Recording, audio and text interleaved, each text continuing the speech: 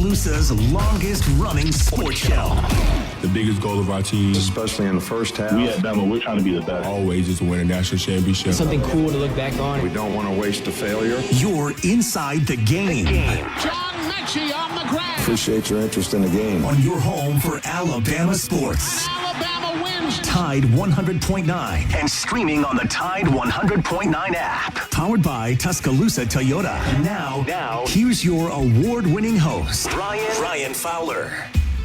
And a big good afternoon to you. Welcome into the game. We're going to do Alabama-Creighton. We'll do a little score prediction. We'll give away some prize package and another chance to get qualified with a big, gigantic package. We'll continue to do that and also the grand prize at the end of the season. Happy Friday the 13th. End of day Friday? End of day December the 13th. What a day to kick off Free For All Friday, right? Sponsored by Brian Harden Construction, ASME certification, I-beam installation, fabrication. If you're building for the ground up, let's build something together. Brian Harden Construction, the great dealership. Tuscaloosa Toyota powers the program each and every day. Tuscaloosa Toyota, TuscaloosaToyota.com, 3325 Skyline Boulevard, and online at TuscaloosaToyota.com. We'll talk to Pete Nakos coming up at 3 o'clock. We're going to update on the portal. What can Alabama gain from? If you were writing a Christmas list, Dear Transfer Portal, what would you provide to the University of Alabama? That'll be one of the things that we'll dive into. But Pete Nakos will join us at 3 o'clock. We'll talk to Brent Beard at 3:30. We'll have a chance to share some thoughts there, and we'll dive into. I mean, there's so many different things that we'll dive into today. So we're going to have some fun, sit back a little bit, enjoy it, get your Christmas shopping done. And we can do that a couple of different ways. We can send you some great sponsors here in Tuscaloosa, so we'll give away some great goodies. We'll take phone calls early. You know, I did think about sharing some thoughts on, like Barrett Sallee challenged me and said, you must say something about your rival. I just can't do it. I can't do it to the fan base. And I'm not where yesterday everybody kept bringing up Oklahoma. I don't know why the game kept coming up, but it's like you have to relive that again. Have to relive Oklahoma. No, I can't do that. I can't do that. So we may do that at some point because I do think it's in a little bit of a Christmas spirit and say something nice about your rival. I know Barrett Sallee challenge. We had some grades that we handed out. You guys were very generous. You were very nice. Very nice. Kalen DeBoer, nice average. Not too bad. Not too bad. I thought it would be a solid B. No, he's actually higher than that. So you guys were forgiving. The Oklahoma loss, Vanderbilt loss, 9-3. I think it looks at it when you look at the hardest job in the history of college football, probably the history of any sport. And you never gave me a grade, Jackson. Do you have a grade? I do. Are you going to be nice or are you going to be mean? B minus. B minus. B minus. Why would you give a B minus? Now, B minus. I think he's got this program on a trajectory that is his own. So you feel good? I feel good about it. I think the recruiting and the way he was able to, kind of bounce back from the Vanderbilt loss into LSU and into Tennessee, although Tennessee, it didn't shape up to be what, but that's, besides the point. But B minus, I give him a good B minus. A good B minus. We had a lot of A pluses. We had quite a few A's. Even had some A minuses in there. If you give them an A plus, there's no room for improvement. That's right. So. That's right. But see, I never had to worry about A pluses. The plus minus system. I mean, I was in the barely made it club. So we'll have some fun today. We're gonna have some sit back a little bit. I'll be very curious to hear what's on your mind. I will tell you that the transfer portal, anything that you hear from the transfer portal, believe it. No, I mean I'm not pulling your leg. Believe it. It's chaotic. It is a circus out in the world of college athletics. And I look at so many different things that are happening, and I thought it was going to be like this. I thought that this was going to be where it's so chaotic, right? I mean, this guy, because think about what you're doing, okay? Just for a minute. Remove Alabama. This university walks in, you got a player that's thinking about leaving. He's thinking about leaving. He's looking at leaving. He gets a phone call. Just say Texas Southern State Popcorn Tech calls. Says, hey, man, we want you to come play for us. Well, I'm staying here. I got my money. Well, we're gonna give you $40,000 more than what that, because we know moving costs are there. We'll give you a little extra. Okay, we're gonna put a little extra money in there. Another school calls. It is literally a roller coaster. This month of December, and I'm sure Pete Nakos can give us a little bit of understanding. This is where coaches are paid a premium to manage all this crap. Because I promise you, I'm just a reporter. I'm just a guy that's always looking for little tidbits and trying to pass what I can on to you. It's chaotic. It makes my head hurt. My head is literally hurting from thinking about all this because I would hate to be a coach because you're seeing coaches now with Brian Kelly, who now, what did he do? He put $1 million in his own NIL fund. Let that sink in for just a couple of minutes. Brian Kelly, and we'll ask Pete about this coming up at 3 o'clock. There's reports out here that he put $1 million. So is this where we're going? I like the mindset, but it also screams desperation. It also screams, I don't really have a choice because I'm not able to compete at a level that's going to allow me to have success. Because right now, there is a lot of money being thrown around in college football. And who knows? That's what may impact the NFL draft that we haven't even really thought about. From a standpoint of the draft, if you're a second, let's just say that you get an evaluation from a second, third, fourth round pick, you really don't have a guarantee. Yeah, you get some money. You might be able to make more at the college level than you can in some of those later picks, those middle round picks, especially the late picks, 6th, 7th round. No. But you might be able to make some, and you say, I believe in myself. I'm going to come back. I'm going to bust my butt, and I'm going to get a chance to go to the National Football League. Or you can opt out after 4 games. And that's another element that I don't know if I like, that you can just say, all right, guys, we're going to shut it down. We're going to shut it down. I mean, it goes back to whatever you're believing around the transfer portal. Believe it. If you've heard something chaotic, it's probably true. Look at the kid from Florida. Or the kid from Missouri. He wanted a guarantee that he was going to play on third downs. He wanted $45,000 a month. There is just the world of chaos in the world. A month? Yeah, $45,000 a month.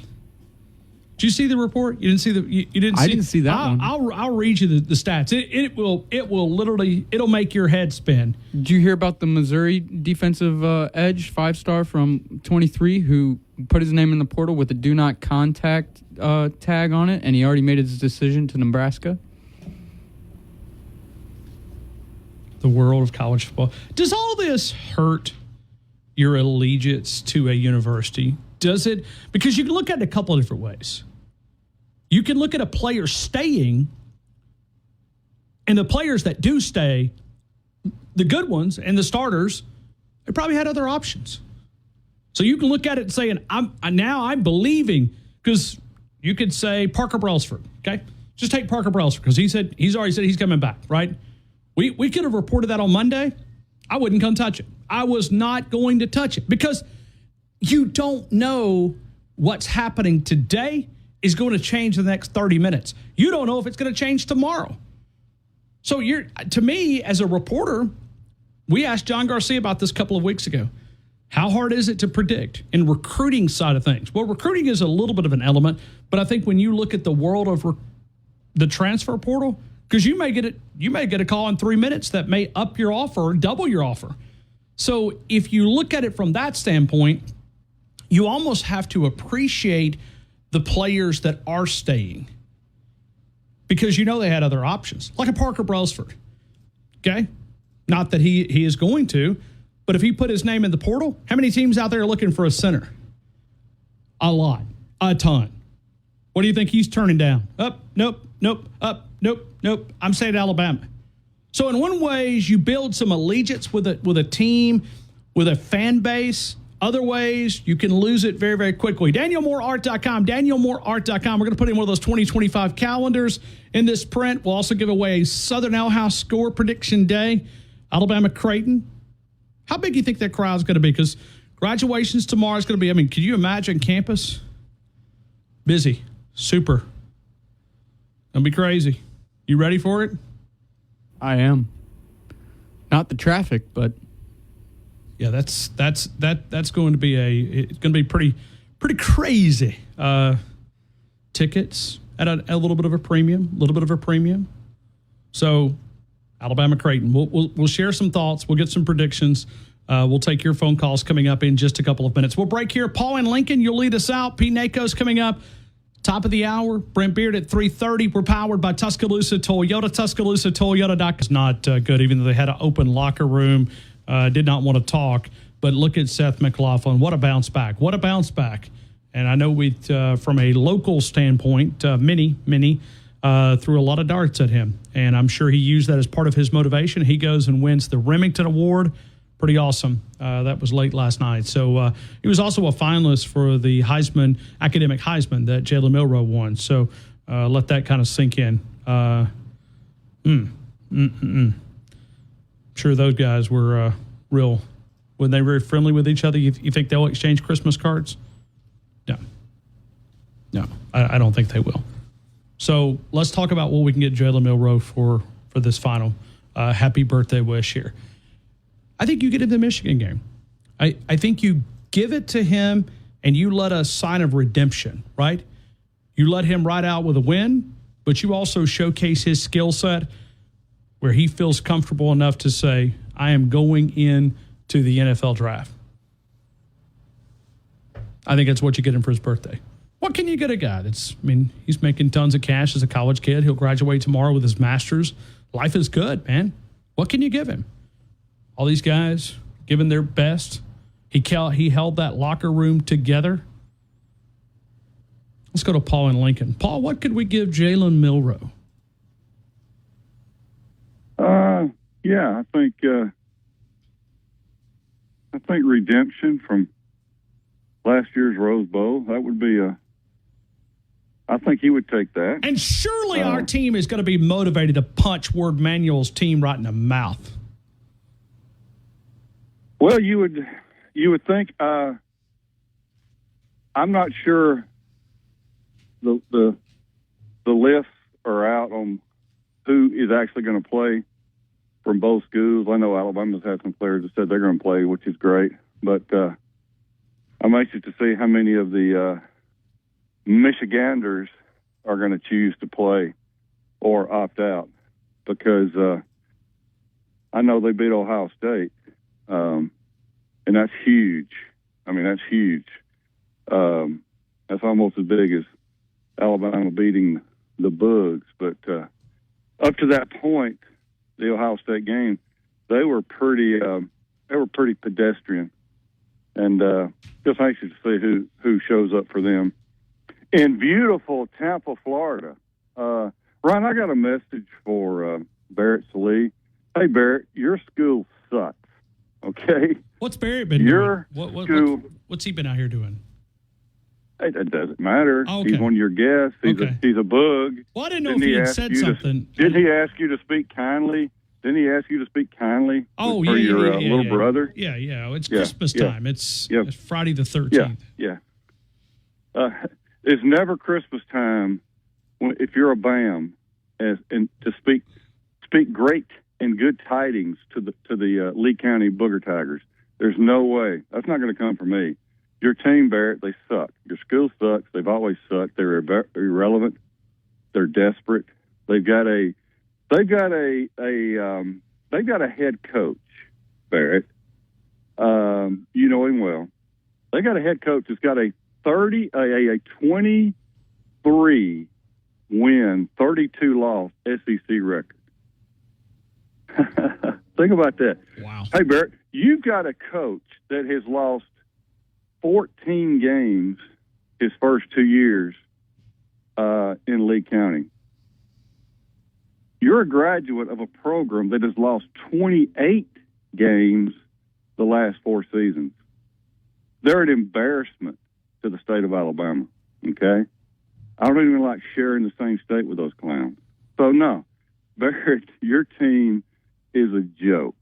And by the way, you spell suck, S-A-U-C-K, Barrett, just for your information. And the AU stands for Loserville. Okay. Merry Christmas, Barrett. Merry Christmas, Paul. I mean, wow. I mean, you just like unloaded. I mean, you built up. Well, Ryan, what have we got left? We're not going to the playoffs, Ryan. You know, I'll focus my attention on the enemy now, you know? I get it. Well, Paul, if I gave you a Christmas wish list, if you want to go to the portal, where would you go? What do you think Alabama needs? Defensive lineman. Yes, always. But everybody does, though. Yeah, defensive lineman. I would love to have a ready-to-go tight end, if possible. I know. I think Luke Haas, the kid from Arkansas, is. I know he's out there, but certainly a tight end. And I'm going to tell you, Ryan, probably the biggest need I think is a offensive tackle. If there's anything out there, offensive tackle, preferably a right tackle, but that's just some positions that I would think. I don't think we need a quarterback. Yeah, I hear that. I don't think so. I don't know. In this current system, 3 scholarship quarterbacks, assuming that Jalen Milroe goes pro, and that's my guess, but I'm probably 80% prediction that he would go there, but I don't know 100%. But 3 scholarship quarterbacks seem like a pretty good number, I think. And I think you've also had a year to evaluate these guys. If you think Ty Simpson's ready for this responsibility, certainly Austin Mack follows you all the way across the country. They recruited him, so they saw enough skill set in him at UW that they wanted to be in Tuscaloosa. I think that's one. So, and then you've got Keelan Russell. Can you imagine this? Yeah. I mean, he's an early enrollee. So, yeah, it's going to be... I just saw where Joe Biden has pardoned the Miami booster, Nevin Shapiro. Wow. I'm sure Oatmeal Joe has really kept up with a Miami, a Florida booster, Nevin Shapiro. Who woke that clown up and told him, hey, here's another one we got to pardon, okay? Go back to sleep, Joe. You're irrelevant. You're as irrelevant as the Auburn Tigers. Probably more irrelevant. What a joke you are, you clown. Yeah, but he literally just pardoned. I mean, if the NIL world just didn't turn up on its head, you got the president out here pardoning Miami booster and Ponzi schemer Nevin Shapiro. Oh, roll tide. Wow. Let me tell you something. If this transfer portal, whatever you thought it was chaos, multiply it times 5. Yeah, it's a circus. It's a circus. It's a zoo. It's a circus. It's a zoo. But Ryan, I tell you this, man. If I was one of these players and their families, I would go for the gusto. If this system, it's the system. It's the system. It's not the players. It's no. Exactly. Yeah. I would go and get what you're talking about. Generational money. Generational money for a kid that's never stepped on the football field in college. I don't have a problem with them whatsoever. The system is the system. The system is the issue. But I would go get whatever anyone's willing to pay, because, like I said, you're setting yourself, your family, if you can manage it, you're setting your family up for generational wealth. I mean, you can't, only in America, and I have no problem with the kids. I hate the system, but I do not have a problem with the kids. Since the system is the system, you get what you can get. Yeah, and if you're a late pick in the NFL draft, you can make more in the college game. Yeah, I mean, you really can. If you're a middle guy, kids nowadays, 4th, 5th, 6th, 7th round, late round guy, yeah. I mean, you kids have so many options now. Well, and you have so many desperate fan bases too, and you have so many coaches that know they've only got 1 year to fix it. And you mentioned Brian Kelly. You are so right. That just reeks of desperation. Yeah. To pony up $1 million from your own bank account. There it is. Hold on. I knew it was coming. I didn't want to report it. Justice Haynes has entered the transfer portal. I can tell you the school he's going to, but I'm gonna hold off for just a second. But Alabama running back Justice Haynes has entered the transfer portal according to our 3 o'clock guest. There's a reason why we put him at 3 o'clock, and I'll leave it at that. But sure. Justice Haynes has entered the transfer portal. Breaking news there. Just happened 40 seconds ago, officially put his name in the transfer portal. I like Justice Haynes. I don't like the tiptoeing. I think he's a very hesitant runner. I like his personality, but I don't know.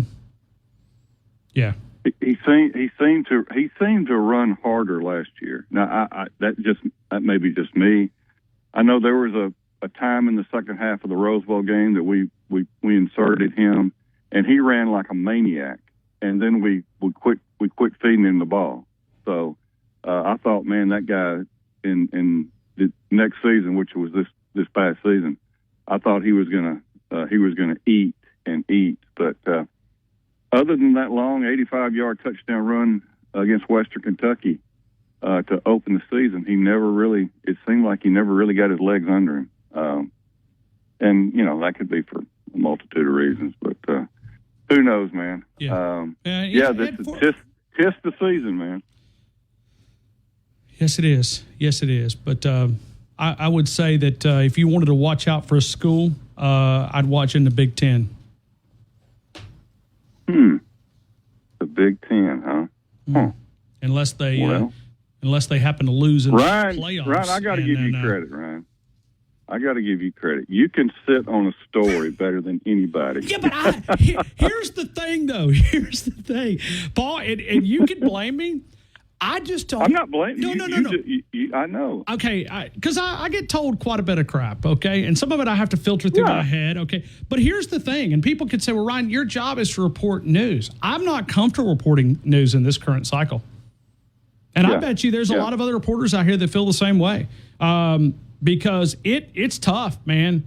Because I could tell you, but the thing is, in 3 minutes it could all change because I could get a different phone call. It's like when we asked John Garcia, "How do you predict recruiting?" He said, "I'm not sure." How do you predict recruiting? Right. I would hate to be a recruiting analyst to try to say, "Well, I think this guy's going to crystal ball here. I think this guy's going to crystal ball here." I come out here and tell you what I'm hearing, and maybe we'll create a segment because college football has changed, and we can just kind of like go off record a little bit, and we can say, hey, this is what we're hearing. Maybe that's a possibility, but it's like the minute I come out here and tell you Justice Haynes is going to go to a school, what happens next? He gets a bigger offer, and then Ron looks like a fool because nobody believes me. Right? And so I've lost credibility. Yeah. And so I hope people understand it. This is a difficult time for just think go ahead. Just think about what these coaches are doing now. Oh, my Lord. They've actually got 3 recruiting seasons now. You've got the high school, you've got the portal recruiting season, and you've got your roster recruiting season. You're having to deal 3 different ways from a recruiting standpoint, the regular, normal high school, junior college recruiting. Then you've got the portal recruiting a couple of times a year. And then you've got to recruit your own roster, decide for who you want to stay and who you might urge out the door. What? It is – but there's no time for anything else. All you can do is pray for these coaches. I'm telling you, man, a lot. They're making some serious. No, they are. Serious. But man, there is no time for anything else. Well, do you even have time to enjoy it? Exactly. No wonder Nick Saban got the blank out of college football. I'm telling you, the more I hear about the real life of this, I have no doubt. Nick Saban said, you guys can have that. Thanks. Appreciate it. World of college football. Because and everybody thought he was being bitter. By the way, this is another breaking news. Hank Brown, wasn't he Heisman Hank? He has committed to Iowa. He is committed to Iowa. Hammerin' Hank. Yeah, Hammerin' Hank Brown has committed to Iowa, according to Hayes Fawcett from On 3. Man, he will. I'm sure he will enhance their offensive system after being tutored by Hugh Hefner, Hunter Freeze.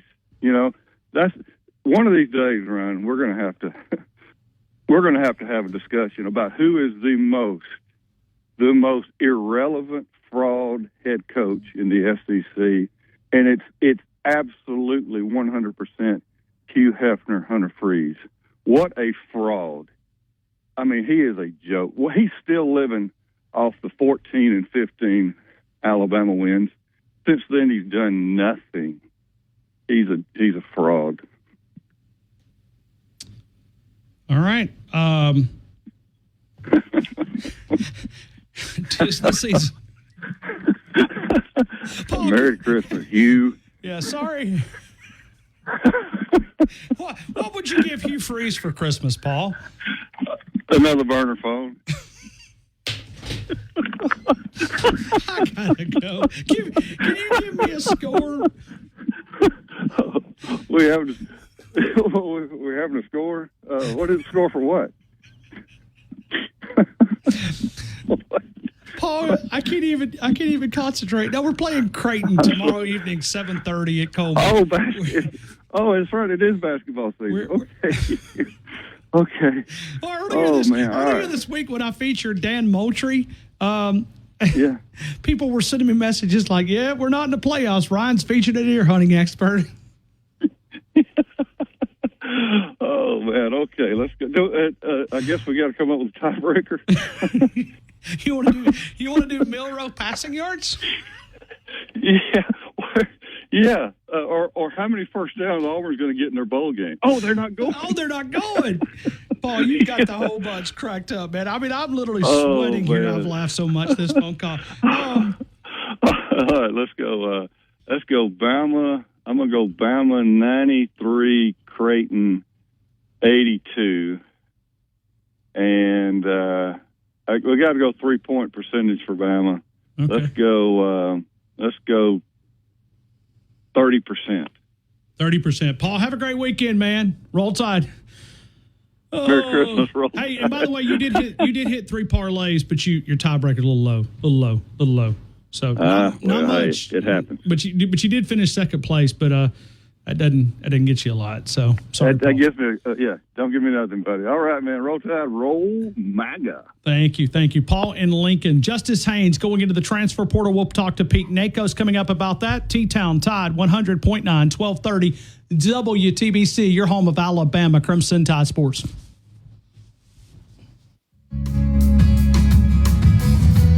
Haynes going into the transfer portal. That breaking just a couple of minutes ago. Justice Haynes has entered the transfer portal. Pete Nakos, I believe, had it first, but I don't think that was a little bit of a surprise. I think when you look at Justice Haynes, he is good-looking kid.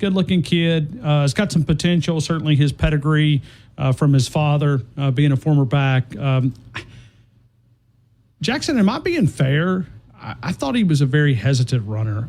It's just me. I look at it. He was a little skittish, I would say. I think he hit the hole a little harder than Jam. Like I was telling you yesterday, he's definitely not as shifty as our other backs. And I told you earlier this week that he was going into the portal. You did. But I can't. And I was surprised because I'm a big Justice fan. You know that. You are a gigantic Justice fan, and I hated to rain on your parade because Jackson had class with him and they're buddies, man. I can't believe he told you, man. I mean, you got to text him and tell him. He sold you out, man. He sold you out.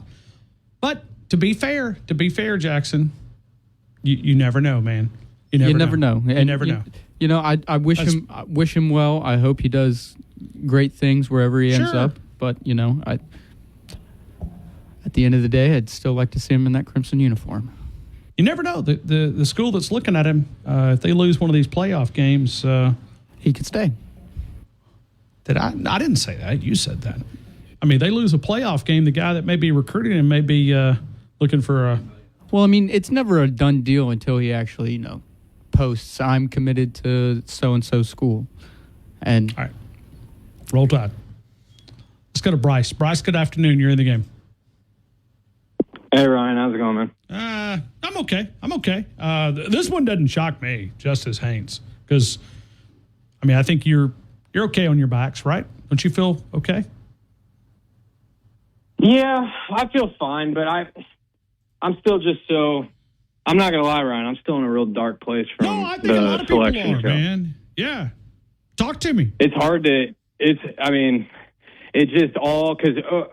Back in January of last year, we talked about how new expanded playoff with the whole transfer portal, and just the way it happened, Ryan. I study college football. I watch it. I've been really involved with it for the last 15, 20 years. I still don't get how we're selecting these teams, Ryan. When the committee came out and showed Clemson at 12, what did you think? Did you think that meant we were guaranteed out? Because I thought surely there's no. You did. I did. I don't understand. I just don't get how they could basically control the entire game, and then I almost think that it was a fraud. I think they put Alabama there because they knew it would draw some conversation and some ratings.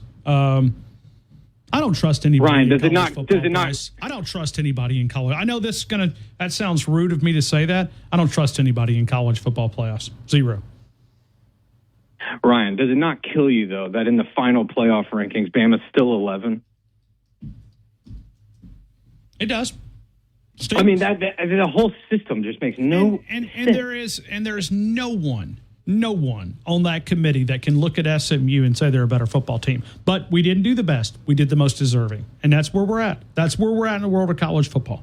It does hurt. Yeah. It stings, man. I mean, when you look at it, I look up and down this, but I also go back to it. Oklahoma.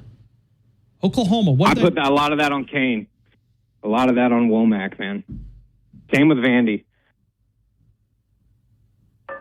I don't, really? Ryan. Really, Bryce? When you're, absolutely. Oklahoma. He didn't throw the pick sixes. No. I'm not saying that. We were still, even though after a pick six, so he threw one pick six in the OU game, but I know what you mean now off the Vandy pick six at the very beginning. You couldn't have a worse start there, Ryan, but when we played Vandy, we had just beaten Georgia and we were the number one team in the country. We have Will Campbell, we have Lawson, or Jaheed Campbell. We have stud linebackers. How in the world, Ryan, when we play Vandy, do you sit basically in the nickel the entire game, never adjusting to the speed options or anything, and then we had the same exact problem against OU. They ran the ball the entire game. We practically ran a nickel the entire game, and we went nowhere. Now, I blame a lot of that on Kane Womack because I know he's coming back next year, and I just don't. Please, DeBoer, have a serious talk with him when you're coaching one of the historically greatest programs that's got NFL players on defense. You cannot just let them keep getting out schemed. How much do you think that, and I'm just kind of being the devil's advocate here, that we talked to George Teague about that, and we asked him to grade the defensive side of the football. There was a lot of youth in that team. You may have not been able to draw up, a complex scheme, that you were a little bit limited, especially with all those injuries over there. Yeah. No, I think, well, here's my thing. I think a lot of our youth and our depth issues were in the secondary, and I really don't think the secondary – I thought the secondary held up well. Had a lot of turnovers, a lot of interceptions this year. When you're running a lot of zone coverage and your eyes are back on the quarterback, that's going to happen. And so I like that part of the defense. I really think the worst part of our defense is in terms of that interior front and our run defense. When you watch Texas play, they almost never They almost never blitz. They run 4 down linemen almost the whole game. Do you remember when we were doing that, Ryan, where you couldn't even stop our 4 down linemen? We almost never had to blitz a couple years ago. We have got to get back to something like that because we almost never had pressure this year. We were almost always sitting in a cover 2 Tampa-style nickel defense, just reacting to whatever happened in front of us. At a certain point in that OU game, when they were just running hard. I don't think that the defense got us beat in Oklahoma game. I know we disagree, but I think no, we don't. We don't disagree. I put more of that. I'm saying I put a lot of that on Womack for not adjusting. I think we lost the game because the team didn't show up. Who do you put that on? Do you put that on the team captains or do you put that on DeBoer? I think they share it 50-50. No, I think it's a little bit of both. I'm sure DeBoer would take a lot of responsibility of that. I think the captains, I described it yesterday, Bryce, as taking a steak. You ever been to the best steakhouse in the country or in your state? You go there, you wait 3 hours, it's served on a platter for you, and you refuse to take a bite. That's what Alabama did. I mean, they went to the best steakhouse, ordered the biggest, baddest steak they could possibly afford, and they just chose not to eat it. I mean, Alabama was served an SEC championship appearance and a college football playoff appearance on a platter. They handed it to you, and you refused to eat it. You threw it in the floor. I know. I mean, that's what Alabama did. I think that's why it's honestly the hardest type of thing to take because they did it. They actually did it twice. They did it with the Vandy game. I know Vandy's better, but come on. We just beat Georgia. We were the number 1 team in the country. It's, yeah. I don't know. If we need something in the portal, Ryan, I want the Florida D lineman, but what in the world? The stuff you were talking about, the demands are absurd. And so you almost wondered, I floated the question out, does it hurt your allegiance to a certain school? But I think when you see players deciding to stay, I think in some ways it creates a tighter bond because you know that guy really wants to be here. Mm-hmm. I don't care about money, but everybody's getting money. It's one of the reasons why Auburn can't get out of the gutter because they've always bought their way out of the gutter. They can't buy their way out of the gutter now because everybody's buying their way out of the gutter.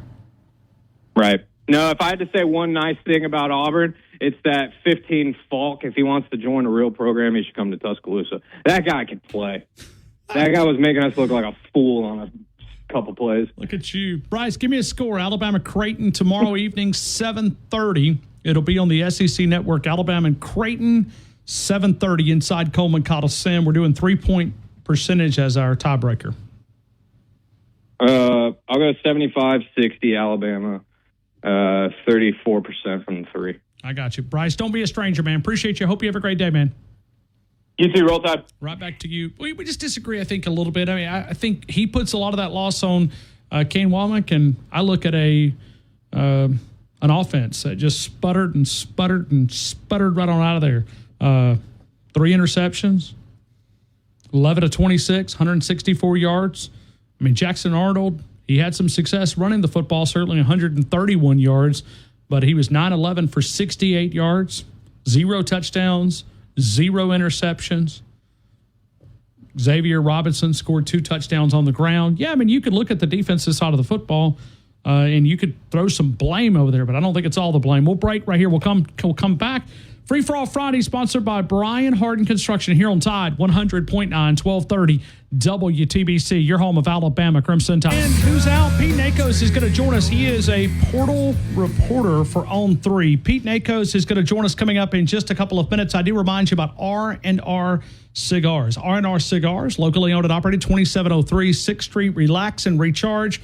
Jackson, I may need a little relax and recharge. Half and half tea, sitting out on that beautiful cigar mansion porch, enjoying a little college basketball this weekend. Maybe that's part of your plans. Maybe you're going to be in town. Maybe you need that victory cigar for that graduate in your life. R&R Cigars, R&R Cigars. College sports and business and transfer portal reporter Pete Nakos is coming up next. We're going to find out a little bit more about this. If you're just now getting back in your vehicle, learned by him. Pete Nakos broke this story, so we'll give him full credit there. Justice Haynes, running back at the University of Alabama, has entered the transfer portal, and we'll talk about some possible destinations and a lot more. Pete Nakos is next. T-Town, Tide, 100.9, 1230. Find those two-wheel drive, four-wheel drive options. We're also attaching a $1,000 Christmas holiday bonus cash. Just a couple of minutes ago, Pete Nakos broke the story. We were live on the air. We gave him credit on 3. He is a guy that I cannot imagine what his phone looks like right now. He's a college and sports business reporter, transfer portal reporter for On3. Pete Nakos, welcome back to Tuscaloosa. I hope your day is going good. It's been a busy one, but things are good. How are you guys doing? Pete, how much sleep have you got in the last 7 days? Enough. I'm fine. Really? Okay. Okay. Yeah. Are you being truthful with me? Because I don't know if I believe you, man. No. I'm being truthful. But the last 24 hours have been a whirlwind, though. Things are really starting to pick up. Really? Starting to pick up. Yeah. Let me ask you about Justice Haynes, because you broke this story just a couple of minutes ago. Give me your reaction to this. Yeah, I think this is a surprising one. I thought that, he had a good season, and I thought things were in line for him to return. Obviously, things changed. But yeah, this is going to be an interesting one, too, because I think everyone assumes he's going to go to Georgia. At least some people think he's going to go, but in just my opinion, I think this one's going to be a little bit more open than we think it's going to be, and should be interesting to follow along. Okay. When you look at Alabama from Dylan Lonergan yesterday, or maybe it was Wednesday, my mind's kind of spinning a little bit, but how big of a surprise was that in your opinion? Yeah, no, that was a big one too. It's been an interesting week for Alabama in the transfer portal, that's for sure, guys. Okay. And Pete, listen, I'm gonna give you this because if you're working on a story, if something comes up, please, listen, I know that's your priority on 3, and you got a lot of responsibility because you're probably typing literally. But when you look at this transfer portal reporter, how chaotic, not Alabama, but just in the world that we live in, is it as chaotic as it seems from an outsider? Yeah, I got beat on Justice Haynes, I'll be honest with you. I didn't refresh the transfer portal fast enough. I got beat. So that's just the world I live in. Okay. So well, now hold on. I'm giving you credit. I thought you were the first one, but anyway, that is okay. So I'm giving you credit, but I'm not sure who was it that I needed to properly cite on. Chris Hummer had it first. Okay. All right. Well, Chris is a friend of our program too, so I'll give him credit there. But where do you think Alabama's needed when you look at as far as incoming, where would you like to see Alabama take a step and maybe some guys that they're in on? Yeah, I think that they're in a really good spot with the Casey Concepcion kid from NC State, the wide receiver.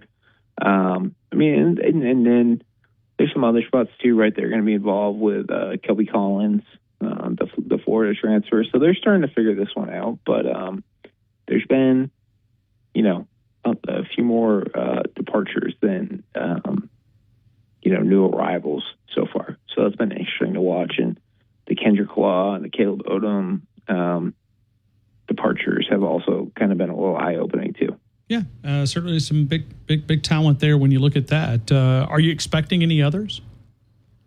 There's probably going to be more. I'm not going to speculate who or whatever, sure. But yeah, I think things are continuing to speed up, and it's going to be interesting to see what this offseason looks like from Alabama from trying to figure out who the next starting quarterback is to fill in some pieces. If you were guessing, obviously, we think Jalen Milroe will go into the NFL, and you've got Austin Mack, a very talented kid, and you got Ty Simpson, a guy that was a backup. And then you've got Keelan Russell, which we've had multiple reporters on from On3 talking about the skill set that he brings in. I'm sure that he'll be right there in somewhat of that competition in the spring. Yeah, as of right now, my personal opinion from everything I'm aware of leads me to believe that Jalen Milroe is going to, he's going to play in the bowl game and enter the draft. And then I expect Ty Simpson to be the name to watch. But, that's just my opinion as of right now. So things can change so fast. What is demanding the most money in the portal, like a certain position? Is it quarterback? Yeah, it's quarterback in the line of scrimmage by far. Okay. And wide receiver position's really sexy and everything, but the need for everything is going to be it's going to be the line of scrimmage and just trying to figure out the quarterback position for a lot of programs. What is a good number? I mean, just say average quarterback. What does it take to get an average quarterback on campus and get him signed? Average? Yeah, as far as NIL money. I mean, are we I talking? guess I'm saying like anywhere from like $750 to $1 million. Just an average quarterback. Yeah. How about it for an offensive lineman? For an average offensive lineman, I'd say $500,000. But I mean, top tier offensive linemen are going for $1 million. Wow. I mean, Pete, you're kind of blowing my mind with some of these numbers. An average quarterback, 750, just an average quarterback. So, I mean, what have you heard as far as the craziest number that you've heard thrown out? Don't have to say the school, don't have to say the player, but just a number that just you scratch your head. Yeah, I mean, there's a quarterback who's at the Heisman ceremony this year who got roughly $2 million, if not more. Is defensive lineman another area that a lot of teams need? Yeah. It kind of groups in with offensive tackle. Same thing with defensive tackles and edge rushers. That just kind of seems to be where all the dollars are flowing these days. You expect Alabama to look at offensive linemen?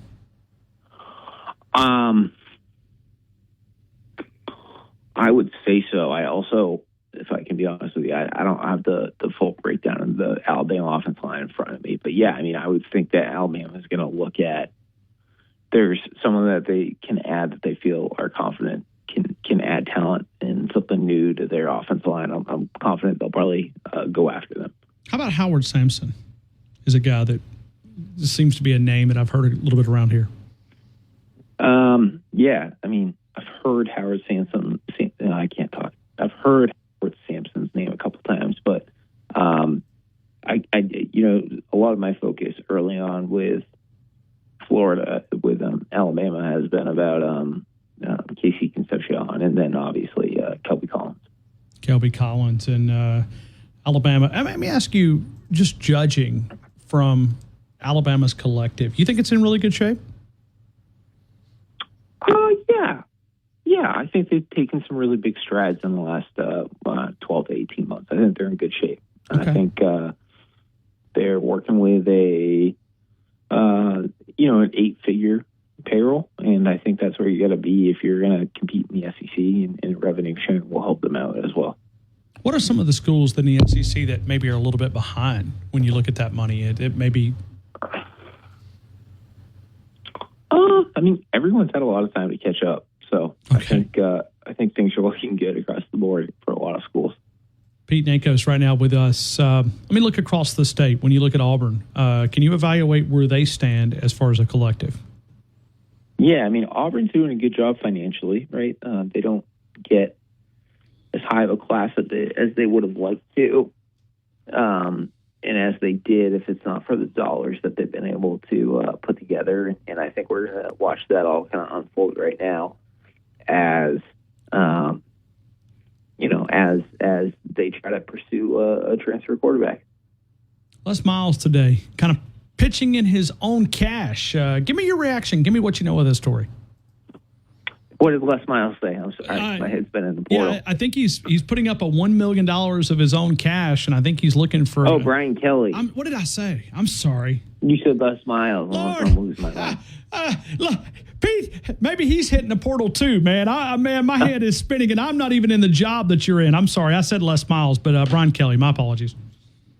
Yeah, it's interesting. It's a way to try to get more donors involved. How well it works and everything, I don't know about that. But we'll have to see how it all goes down. It's definitely an interesting tactic to get more donors and stuff involved. And, LSU's definitely taking some strides in NIL. I don't know if they're as on par with some others as they would like, but they're getting there. But going back to what we're talking about as far as money, we're talking to Pete Nakos, final couple of minutes here with him. When you look at Texas and Oregon and some of these deep pocket colleges, how do they stay out of the top? I mean, when you look, this systems are set up for these rich schools. Is that a fair evaluation? Yeah, no, it is. But with revenue sharing, everybody's going to be working on the same baseline. So it'll be interesting to see how that kind of comes together and what schools emerge as top schools in that next era. All right, can you explain revenue sharing for those who don't understand it as far as, and when will that be implemented? Yeah, revenue sharing will start July 1st, and that's going to include, schools will be able to share $20.5 million with athletes in year one. So that means football programs will probably work with a payroll of somewhere between $13 to $15 million.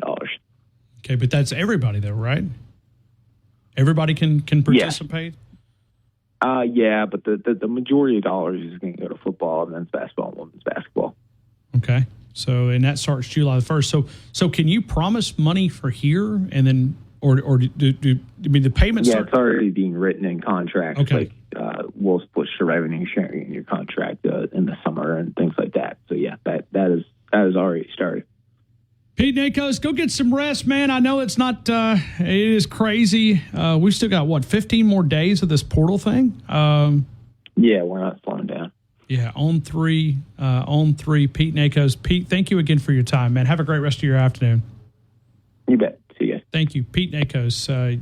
You could tell he was working on a lot of different stuff right there. But Justice Haynes going into the transfer portal. We'll break right there. We'll come back. We'll continue with more of the game. Tide 100.9, 1230 WTBC. Your home of Alabama Crimson. Continue, and we go to Zach. Is that Zach? Zach, good afternoon. You're in the game. Hey, Zach. Is Zach going once? Zach going twice? Zach, sorry about that. Let's go 205-342-9904, and we'll go to Robert in Mobile. Robert, good afternoon. You're in the game. Hey, man. How are you, Robert? Hey, so you were asking what could Alabama get in the transfer portal? Yeah. Or look for? Yeah, dear Santa Claus. Dear Santa Claus. Everybody said the obvious, which of course is offensive linemen. So I guess beyond the obvious, we lost the running back, so maybe a running back too. And here's the other part of this. Kalen DeBoer talked about being unselfish at the wide receivers. They just couldn't get them the football like they would have really wanted to. But I think when you look at Justice Haynes had 79 carries. Jalen Milroe had 152 carries. He led the team in carries and yards. He also led them in touchdowns. He had 20 rushing touchdowns. 4.7 average. Justice Haynes led the team in average yards per carry. These guys, you saw it at Florida just a couple of days ago. This guy's like, all right, well, I'll come back, but I got to have this, and this. So. Oh, it happened in Florida? Yeah, it was I think it was a linebacker said he wanted to do this and this. So you're not just seeing monetary, you're seeing promises. And I'm sure, as much as everybody smiles and says all the right things, when your quarterback, gets a lot of those carries, Alabama had to do what they had to do to win this year. Mm-hmm. But if you're Justice Haynes, you're like, man, I want the football. Right. Yeah, and that was going to definitely change next year because no one's was going to be anywhere near the runner as Milroe was in the quarterback spot. So I don't know if it was just that and other things, money or whatever. But I guess the trouble with college football today, as we said yesterday, is the transfer portal. It just can't be this easy to move from one school to the next without having to sit out or something. I don't know why these schools aren't willing to get a handle on this. It's beginning, like I said, it's beginning to be such a free fall. You don't know who's going to be there from one season to the next. So it's hard to get invested in anyone. And I think it could overall hurt the game in a sense. Well, but Robert, my counter to that is if the players are staying and you know that they're staying, doesn't that also create an allegiance there? You know what I mean? Because trust me, if you're a starter in the SEC, you're getting phone calls behind the scenes, even if you're a guy that's a quality backup. So the players that are staying, it creates an allegiance in a different way, but they are choosing to stay. And I think fans have to appreciate that because I know multiple players that that are staying in Tuscaloosa this year that are accepting less money than what the offers outside of here. And I'm not saying Alabama's collective by no means. I'm just saying that there is other schools that are trying to tamper and going, via multiple different outlets, and they're staying in Tuscaloosa simply because they want to play for the Crimson Tide. Yeah, you're going to have that aspect of it as well. You get comfortable someplace, and you can see, hey, if we just do a little bit more, we can, make something special happen next season. So, yeah, it'll eventually even out to an extent. It would still be great to, get some reining in on, hey, we can't have this much of a free fall. So something's got to give. And it had to be a collective agreement between all the schools, and that's really tough to get them to do that. But that's I guess the route they'll have to go. I'm still like some of your other callers too, still griping about they getting left out. That's what he's trying to get left out of the playoff. This is the message the committee sent with this whole strength of schedule not mattering business. They were thinking I guess they were saying it's an either or. You either say strength of schedule doesn't matter or conference championship doesn't matter. It didn't have to be either one. There was a way around that. But as in, okay, you look at the ACC and how not good it is, and rate it accordingly. But the committee didn't want to do that. So now, I'm not looking forward to some of the games we're going to have in the future as a result of this. Been nice to see Ohio State, Alabama, but it certainly wouldn't schedule it now if I mean Ohio State or Alabama. So, all right, that's fine. And Ohio State proves that you can't just go out here and buy a roster. Yeah, because you got that chemistry word that has to factor in. It's kind of tough to get chemistry when you're changing schools. When somebody's just fresh from another school, the quarterback doesn't know them and that kind of thing. So there is going to always be that. You're not going to guarantee you're going to win it's because you get a bunch of players. You get too many players, you lose that. And I could also see where this NIL money that's being thrown around can divide a locker room. I can't. I mean, you can't be that naive. Not you, but it's anybody that doesn't believe that it can't impact a locker room. You need your head examined. I don't feel like it's done it so far. Not to say it can't, but so far so good. It doesn't seem to have been what has divided the locker room. But like you said, I'm not saying Alabama. I'm just talking about in general in college football. Well, that's true. Well, like you said, when you Nick Saban would kind of inquired him to maybe this is time to give it up, is the first thing some player asks you is, what can you get me when the season was such a disappointment, as far as what you want to do is, hey, don't you want to know about how to get better? But okay, whatever. Yeah, well, that player that did that's in Texas. I'll just leave it at that. Yes, he is. Real quick before I go, it's kind of bizarre. How would you like to know that you're the guy that kind of pushed Nick over the top? You were the guy. You were the guy that walked in and Nick Saban said, "Are you kidding me? We just took care of you a couple of weeks ago. You want more money? Hey, tell you what, you go ahead and hit the portal. And you know what I'm going to do? I'm going to go retire, man. You guys can take this." What do you think of Belichick? I was like, that's really bizarre. Nick Saban was too old at 73. Belichick. It's amazing he wants to do this, but that's going to be kind of weird. Everybody said Nick Saban's old. Goodness gracious, dude. You're ancient in comparison, but okay, we'll see how it goes. I'm half pulled for North Carolina. North Carolina now, just see how it goes for old Belichick. All right, Robert, you got a score for me? Alabama Creighton. Ooh, boy, that's tough. Because I know very little about basketball. I think somebody said in the 90s. This Alabama team's pretty good. Yeah, I think somebody said in the 90s. I was trying to give you a little tip here. Hold on. I'm going to give you a real quick. I want to give you just a because you're a guy that loves to follow spreads. I know this better than most. So let's go where Alabama is. Actually, there's not. Is there not a line? Yeah, there's got to be a line. There's not one listed here though. I'll find you a line. Let me filibuster here for a second. Okay. Talk about the portal. I went to my number one website for spreads, and there's not one listed. I was trying to figure out why there's not one listed. What do you hold on, Jackson. Well, what I've been hearing on the game. Another portal. What do you? What I've been hearing. Hold on. Make sure it's credible, though. Make sure it's credible.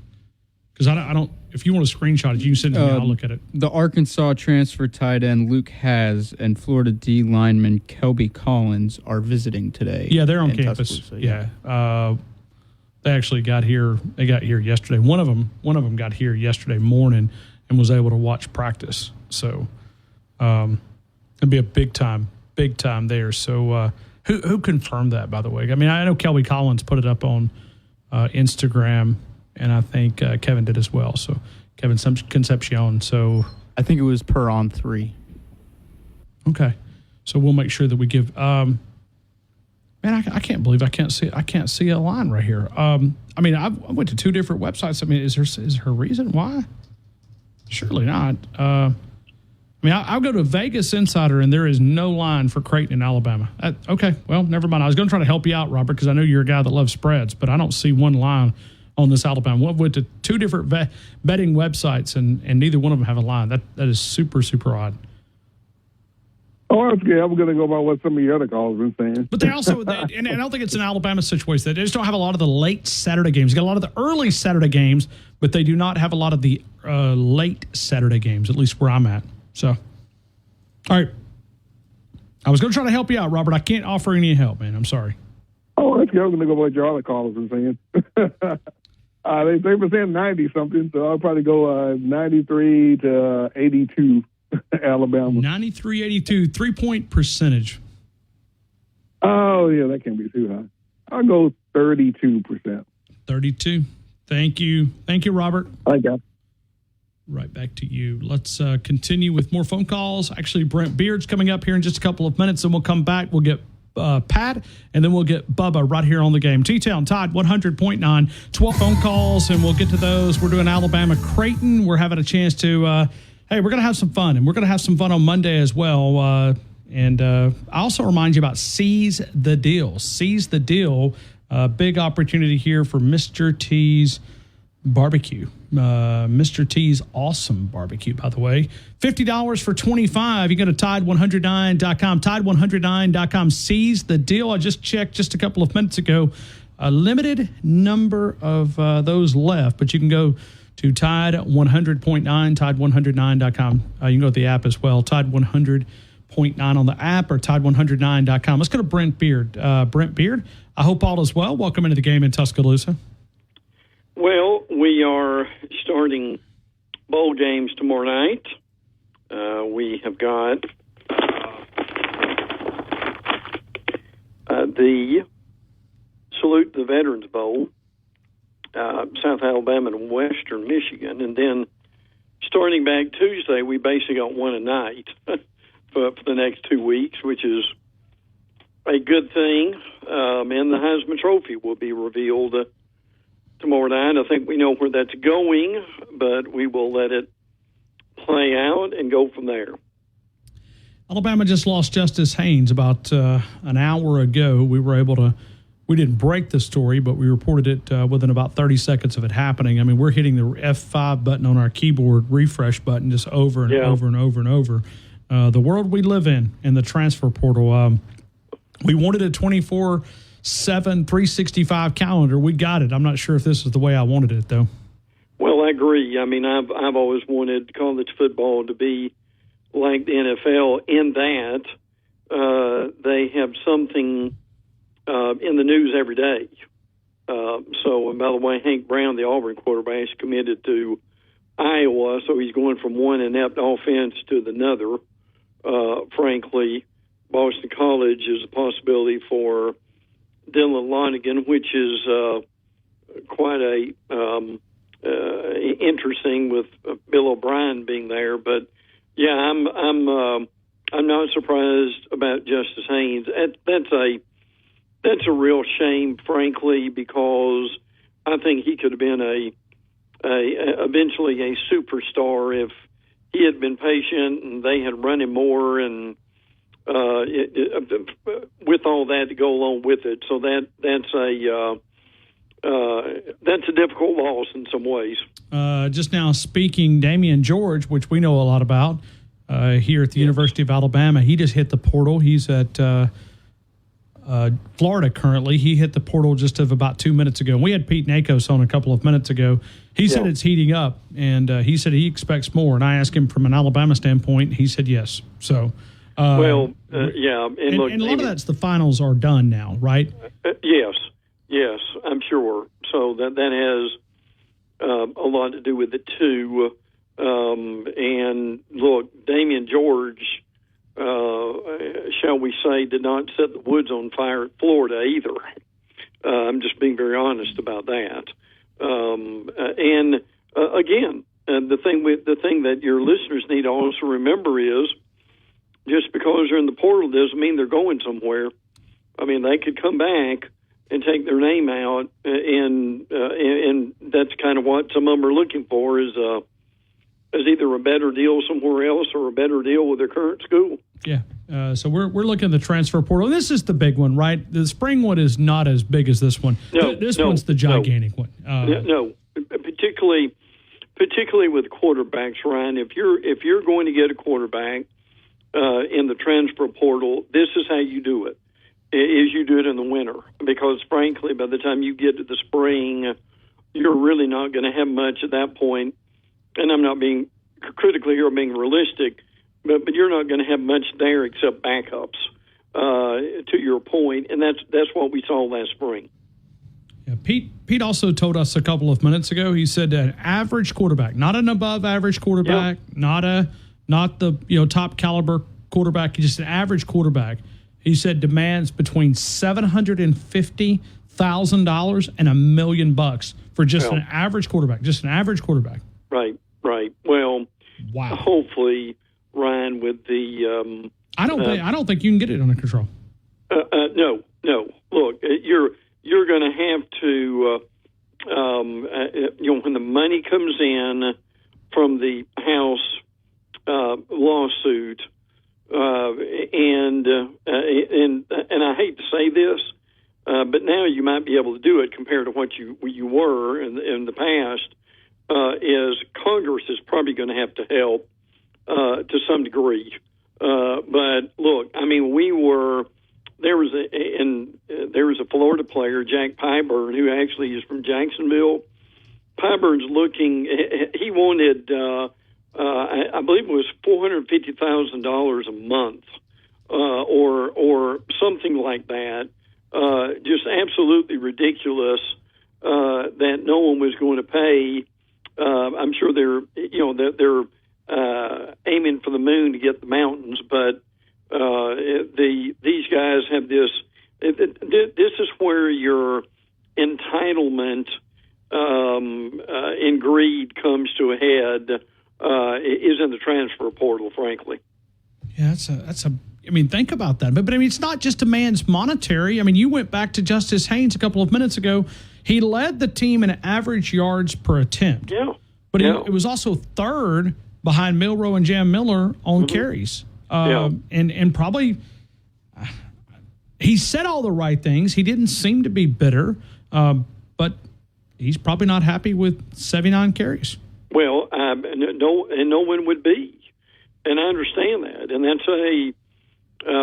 that's a real mistake that Alabama made, is not getting the running backs more involved. I know Jim Miller was with that, but I'll also say this: I'm scrolling down on Twitter, and I've already seen like 3 or 4 Georgia players going too. So. It's certainly not just an Alabama thing. Yeah, are these players that are in these college football playoffs? Are they going in and with the intentions of playing? Because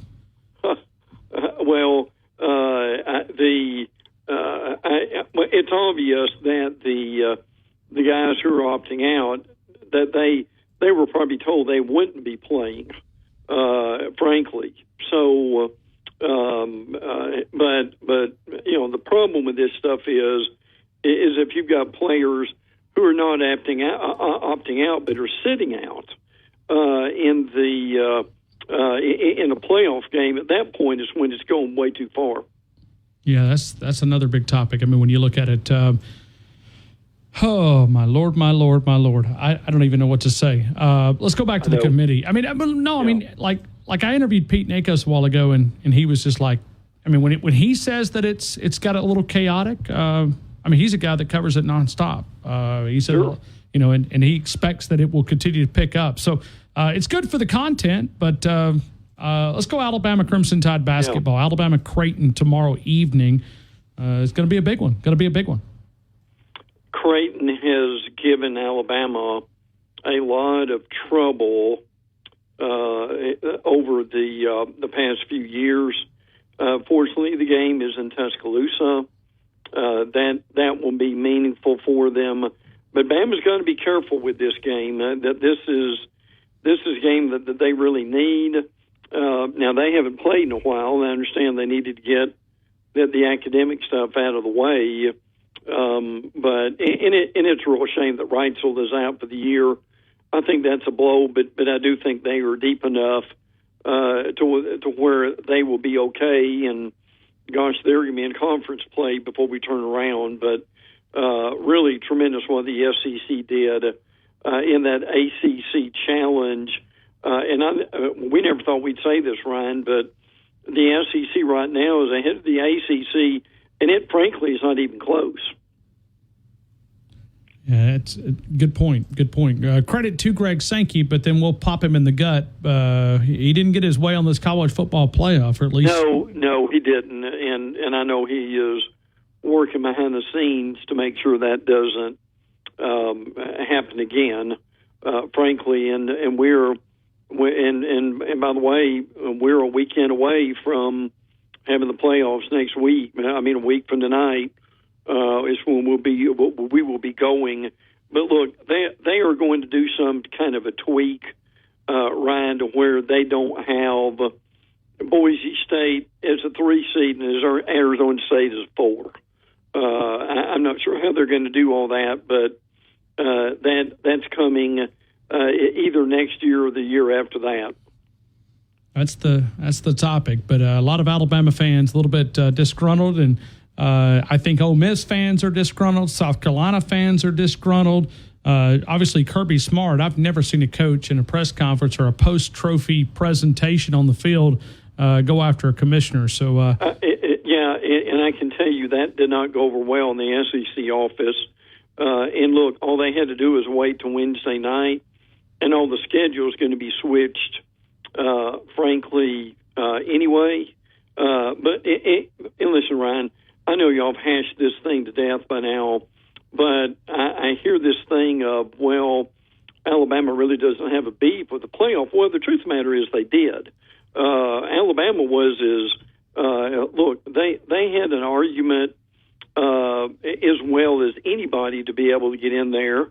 And again, I know y'all have hashed this over, but you can't tell me that Alabama, South Carolina, Ole Miss would not be favored by double digit over SMU, and that they would win the game. I know a lot of the media is delighted that the smaller teams are here. And look, I wanted more access with this stuff either, but I don't think they really thought through how this thing ended up. Let me ask you about Kelby Collins. You covered him there at Gainesville, obviously from the state of Alabama, but a guy that we're keeping an eye on from Kelby Collins. Yes. What would he bring to the Crimson Tide? Well, he's got great length, frankly, and they really did not get out of him what they wanted. Some of that was really due to injuries. But look, if they can get him, I think they would have a good player. I mean, this is a guy that they could use in being able to use his height and be able to knock some balls down. So, but look, Ryan, in this is preaching to the choir, but that Alabama Alabama defensive line has got to get better recruiting and got to develop better players. That has got to come down the line. I think if they can get him, this is a guy who can help them. Yeah, Kelby Collins, a guy that is, 278, you think that's a little bit small, but look at a guy like LT Overton. Absolutely. Probably a little bit smaller than your typical defensive line. He's a guy that's, between this position and this position, but look at the production he had in this defense. So you can play. And I still think schematic-wise, they were limited with scheme-wise, where they could not run a lot of complexity because there's so much youth over there. They had to depend on so many young players. Absolutely, and particularly in the secondary. Not only did you, and what contributed to that youth was some of your better starting players getting hurt and being out for the year. So all those things were quite difficult. So it's going to be a very interesting next few weeks in this conference and where it's going. Ryan, I know everybody thinks this Michigan matchup is a good matchup, but Bama's a much better team than Michigan is. But the thing, I do wish these people putting these bowl games together would stop and realize that, when Alabama and Michigan have played, 3 of the last 5 bowl games, why do we need to see that again? Well, I hope this Alabama roster is a little excited to punch Ward Manuel's team in the mouth. I would hope that would be a little bit. I like the matchup. I like the helmet brands, but I also get tired of it too, right? It would be I thought Colorado would have been a good matchup. That would have been a nice little bit of a matchup. You'd kind of, a little bit of a fight there, but it is what it is. And at least I know Kalen DeBoer and Greg Byrne and the Alabama contingency down in Tampa yesterday officially signing. And I just wonder if bowls are really going to make it. Well, I will say yes. Bowls are never going away. Now, bowls may morph into something else a little bit more, and we may have less of them, but we will never have a situation where bowls go away. That they're being incorporated now into after you have the buys and after you have the home games into the playoff. And that will continue. But where we are now is where we should have been 20 and 30 years ago. The tail that's wagging the dog is no longer the bowls, but it's now the playoffs. And we've got, even though unfortunately Alabama's not in it, we've got more excitement now, and we'll have more excitement after next weekend as far as what's going on than we have had in a while. But no, bowls are not going away. And by the way, in case some of your listeners missed this, Garrett Nussmeier, an LSU quarterback, saying he is coming back for his senior year. He's a pretty good quarterback, but I've also heard from, as you probably have, LSU media that at this point, unless they make a splash, and I think they're beginning to in the portal, LSU is heading for another maybe 7-5 season. All right, well, let's go back to the bowl games. The only way that I could see them surviving at a level that where you demand the attention is to chip into the NIL. In other words, you say, all right, well, tell you what, you're going to play, but we're going to put another 50 or 75,000. Somehow they're going to have to add that, or you're going to have so many opt-outs. It's not going to be the quality television that maybe we'd expect. And really, I can't blame the player. I've not been able to blame the player on this entire chaos. I blame the system. But that might do the incentive. What Alabama did a couple of weeks ago out at the Players Era tournament out in Las Vegas, do a little NIL side of things. Yeah, well, I agree. And that would give them some more motivation, the more money that they get. But to your point, the last thing we need is another situation like we had last year with Georgia and Florida State, when Florida State they just basically quit.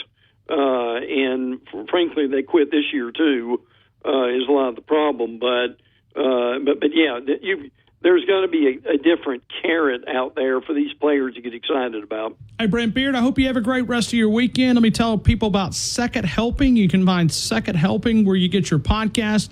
You can find him and Travis Reier hanging out together. You can find him at First Coast News, Jacksonville, Florida, ABC, NBC News affiliate. Brent Beard, I appreciate you, man. Hope you have a great rest of your day, man. You too, my friend. Take care. Thank you, Brent Beard, right there. All right, so we're free the rest of the way. We'll take phone calls, and we'll get to Pat here coming up. And making sure I'm actually a little bit behind here.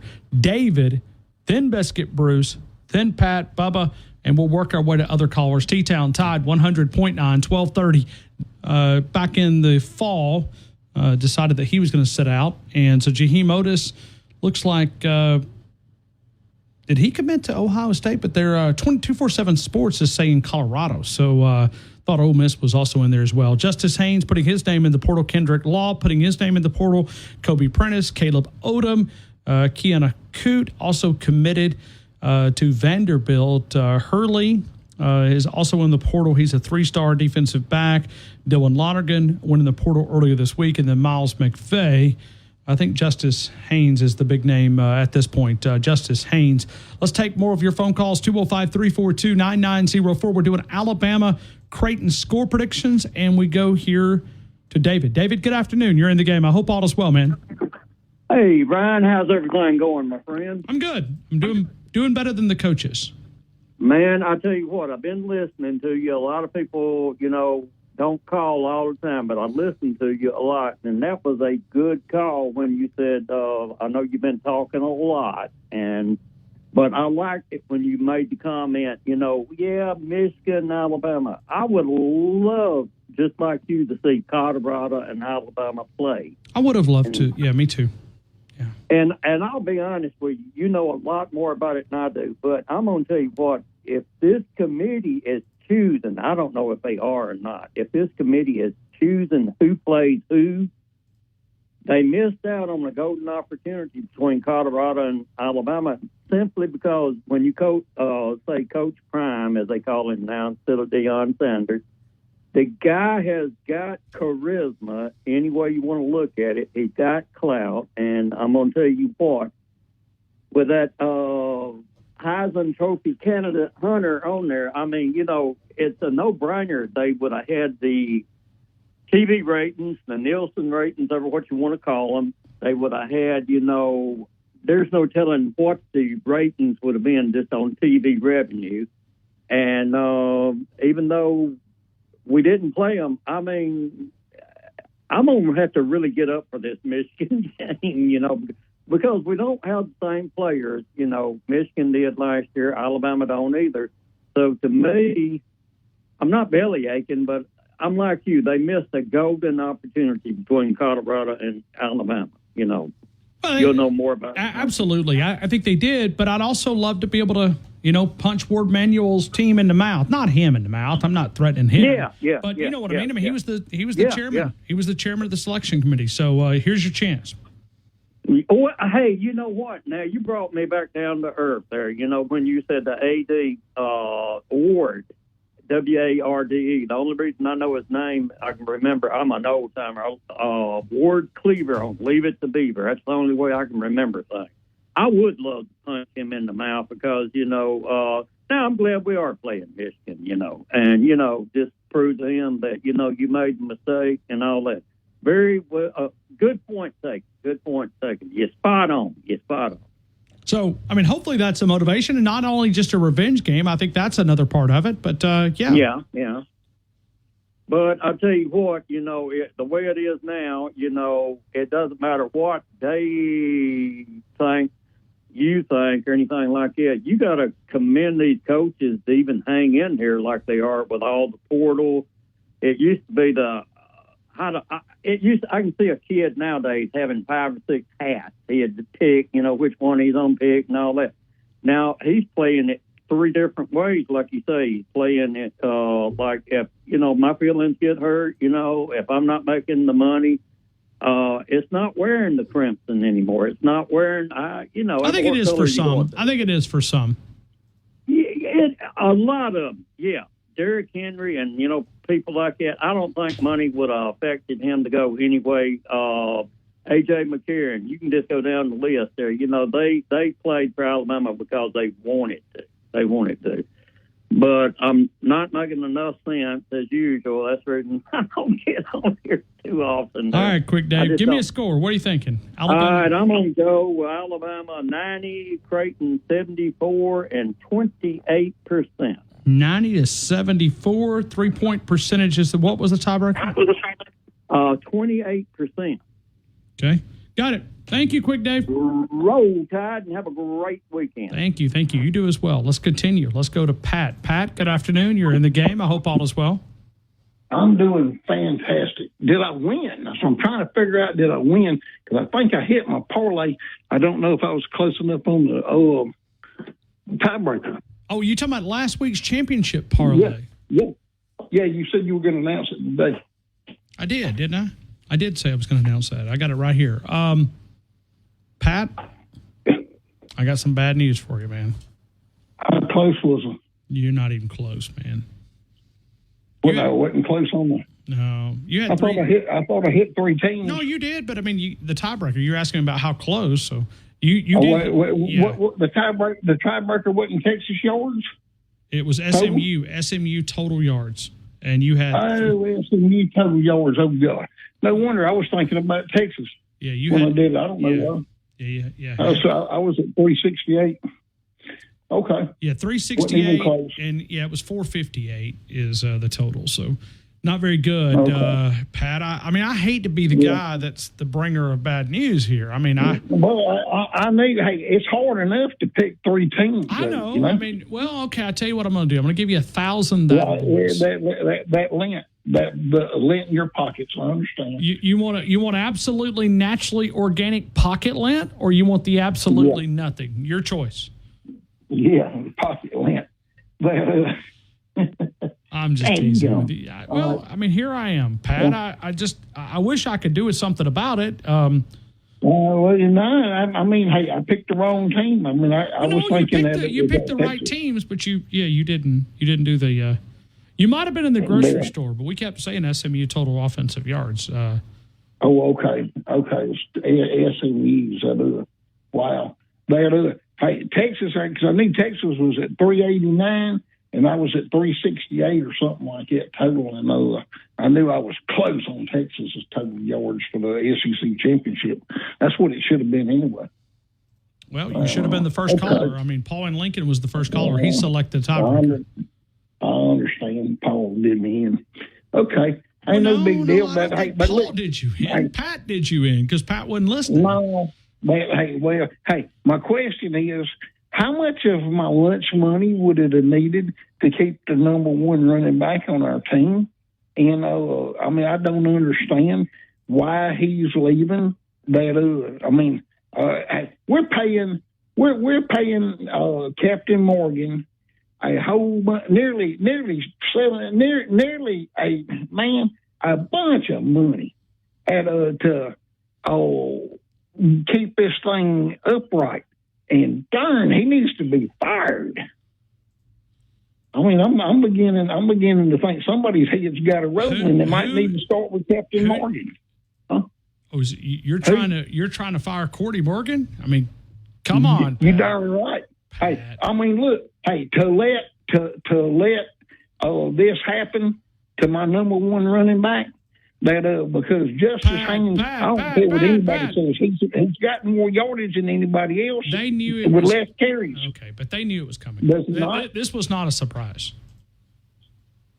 Wasn't a surprise. It was not. He's not letting him have enough of carries is what they're not letting him do. Well, I mean, you got. I don't know. I mean, your quarterback was the leading carry guy. Hey, we better pray that running back that runs like a deer, nothing runs like a deer. We better pray he's a real deal, because I don't know how good running backs we got some guys from up the road up here, local guys left, didn't it? So no. Come on. You got Richard. Listen, I know that the staff is high on Richard Young. Okay. Richard Young was another 5-star in that class. Richard Young is an up and coming, and I think you still got to find out about Jam Miller. Miller's going to leave, I'm sure. I think he is anyway. Where would he go? Where would he go? He's going to go make more money somewhere else. We obviously can't make anybody happy. I mean, I don't understand. I just don't understand because hey, do you not agree that in short yardage situations down by the goal line that Haynes was not one of the better choices to run the ball? Of course he was. He averaged more yards per carry than anybody on the team, 5.7. So exactly my point. My point. He hit the hole way harder than the other one did too. But anyway, there was days where he wasn't running real hard either. Didn't appear to be. But maybe AK Deer is a salvation of the program. You got one of the top backs in the country, so you've got him. I've also hear they're very high on Daniel Hill too, from Meridian, Mississippi. So that's another guy. Yeah. Daniel Hill's a much bigger back. I think Daniel Hill's about 220. And you also hear some good things about Kevin Riley too. I mean, I've heard some good things about Kevin Riley. So, we'll see. We're still going to roll Tide regardless. I finally got real good seats now. That we've been moved around. We finally got great seats on the season tickets. So, anyway, hey, have a blessed afternoon, Mr. Fowler. I hope you get that really big buck. Pat, do you want to give it on the Alabama Creighton score prediction contest? Alabama Creighton. Oh, good Lord. Oh, Alabama. You don't have to. Alabama 92. Creighton. 88. 92-88 3-point percentage. Not SMU total yards this time. 3-point percentage for who? Alabama. Alabama's 3-point percentage. We're going to rock and roll at 34%. All right, Pat. I hope you have a good day, man. Sorry I couldn't give you any better news. But hey, I will tell you that I still hope you get that big buck. I will tell you that the winter's coming up next, so you might want to stay tuned. All right. I do hope that you get that big buck tomorrow. Roll Tide. Thanks, man. Thank you. I appreciate that. Bye-bye. Thank you, Pat. The winner from last week's SEC Parlay Pick Contest, championship weekend presented by Brian Harden Construction. Bubba, Northport. Bubba, good afternoon. Curry, take the victory lap. Bubba Curry, take the victory lap. How about that? Hey, I got two things in the pot now. I mean, you might as well just come over here and collect all the items. I know. I'm trying to catch up with Josh from Georgia. So. And Pat called every day this week.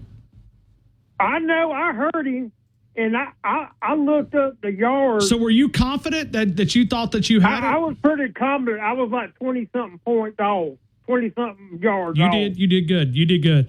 I mean, poor old Pat, he didn't even have the right team right.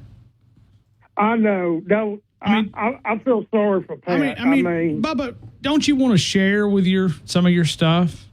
I mean, don't you want to just give him? I can share. I mean, take him. We're talking about with Pat. Yeah, you want to take? No. Oh. No. You don't want to take him out to eat or give him a couple of things. No. Let Courtney Morgan take him out. He's such a big fan of Courtney. Let Courtney take him out. I hear you. That was. I'm going to say this. That was the most stupidest remark I've ever heard. You better, general manager in this current time that we live in. You better have a good general manager. I thought, and for the season when we was picking positions, I picked Justin Haynes. But as we went through the season, I thought Miller was the better runner. Even though he did probably good. I thought Jan Miller also was the better runner too. I think most people did. It's not just about yardage. It's about.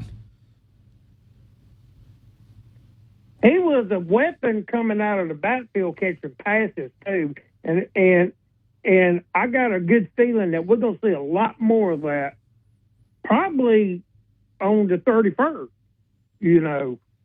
especially with 2 receivers gone.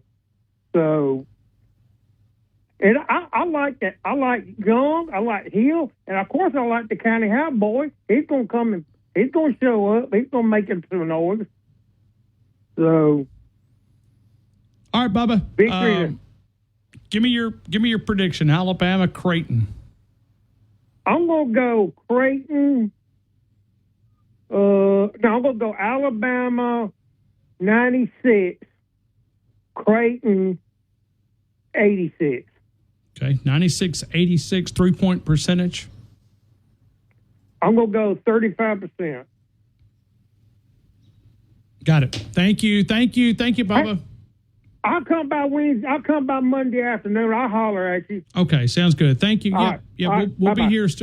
I'll usually get here about 1:30, but I do have an interview at 1:30, so might be a little closer to 2. So thanks, man.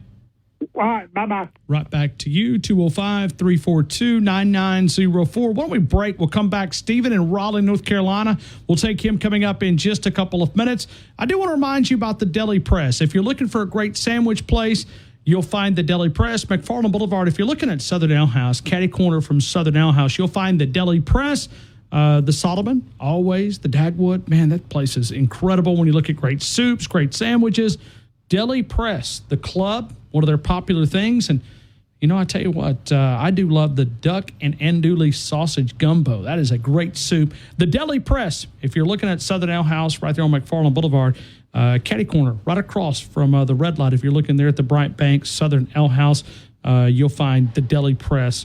Go see the guys and tell them the game sent you. Also, catering, a good option if you're thinking about a small office party, large corporate event. It is the Deli Press, right there. So we'll come back. We'll give away more goodies. We're going to have some fun right here on the game. T-Town Tide 100.9, 1230 WTBC, your home of Alabama Crimson Tide Sports.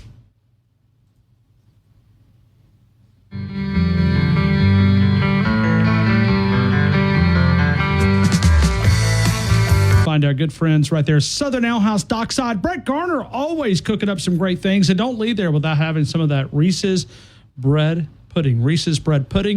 Man, it was outstanding. My friends from North Star, appreciate those guys.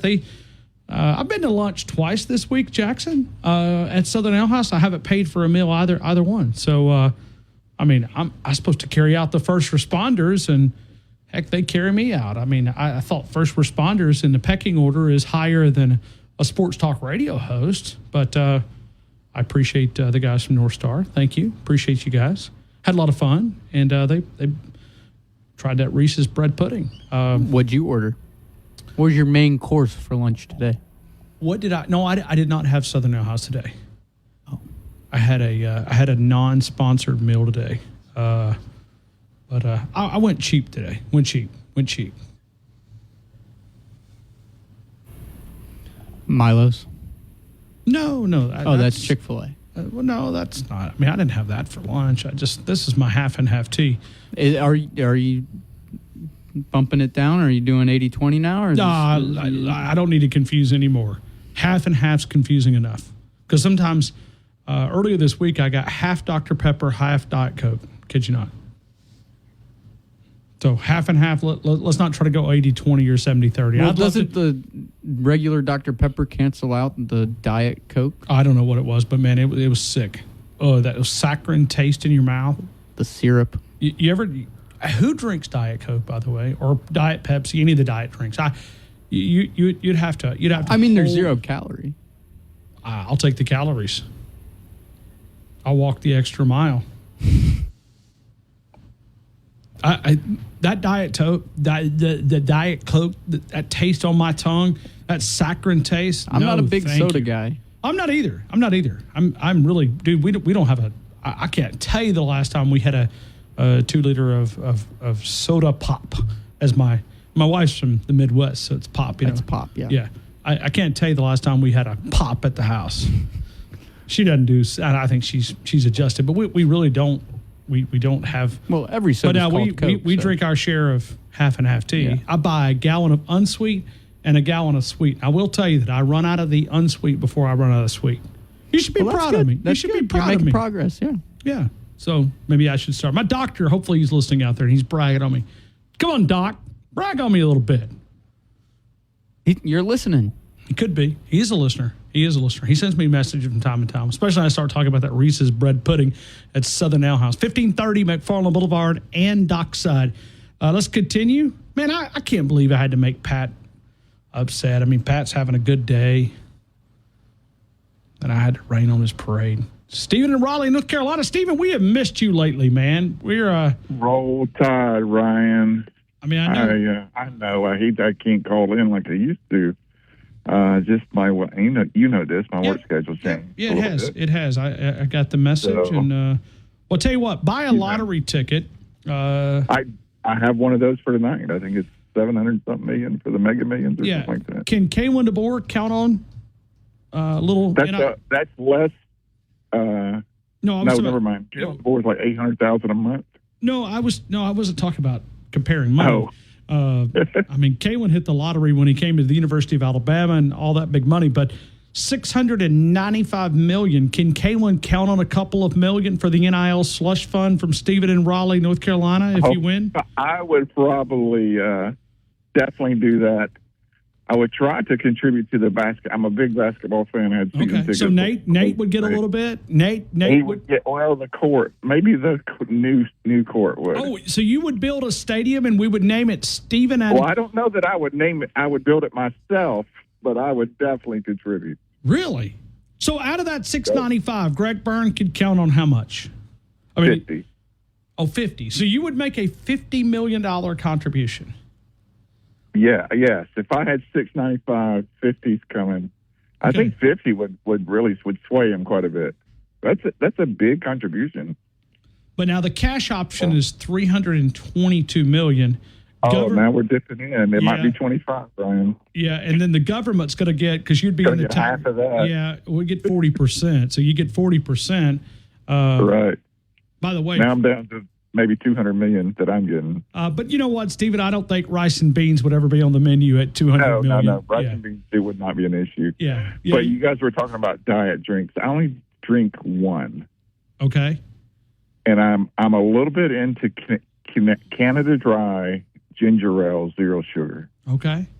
The ginger ale. Okay. And already, you and I had a conversation one time. I do drink unsweet tea now.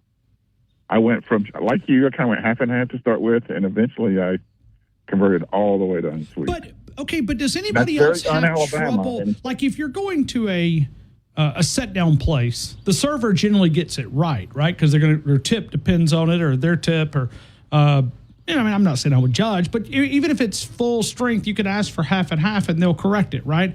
But you go through a drive-through, and you got 9,000 people behind you. If they get it wrong,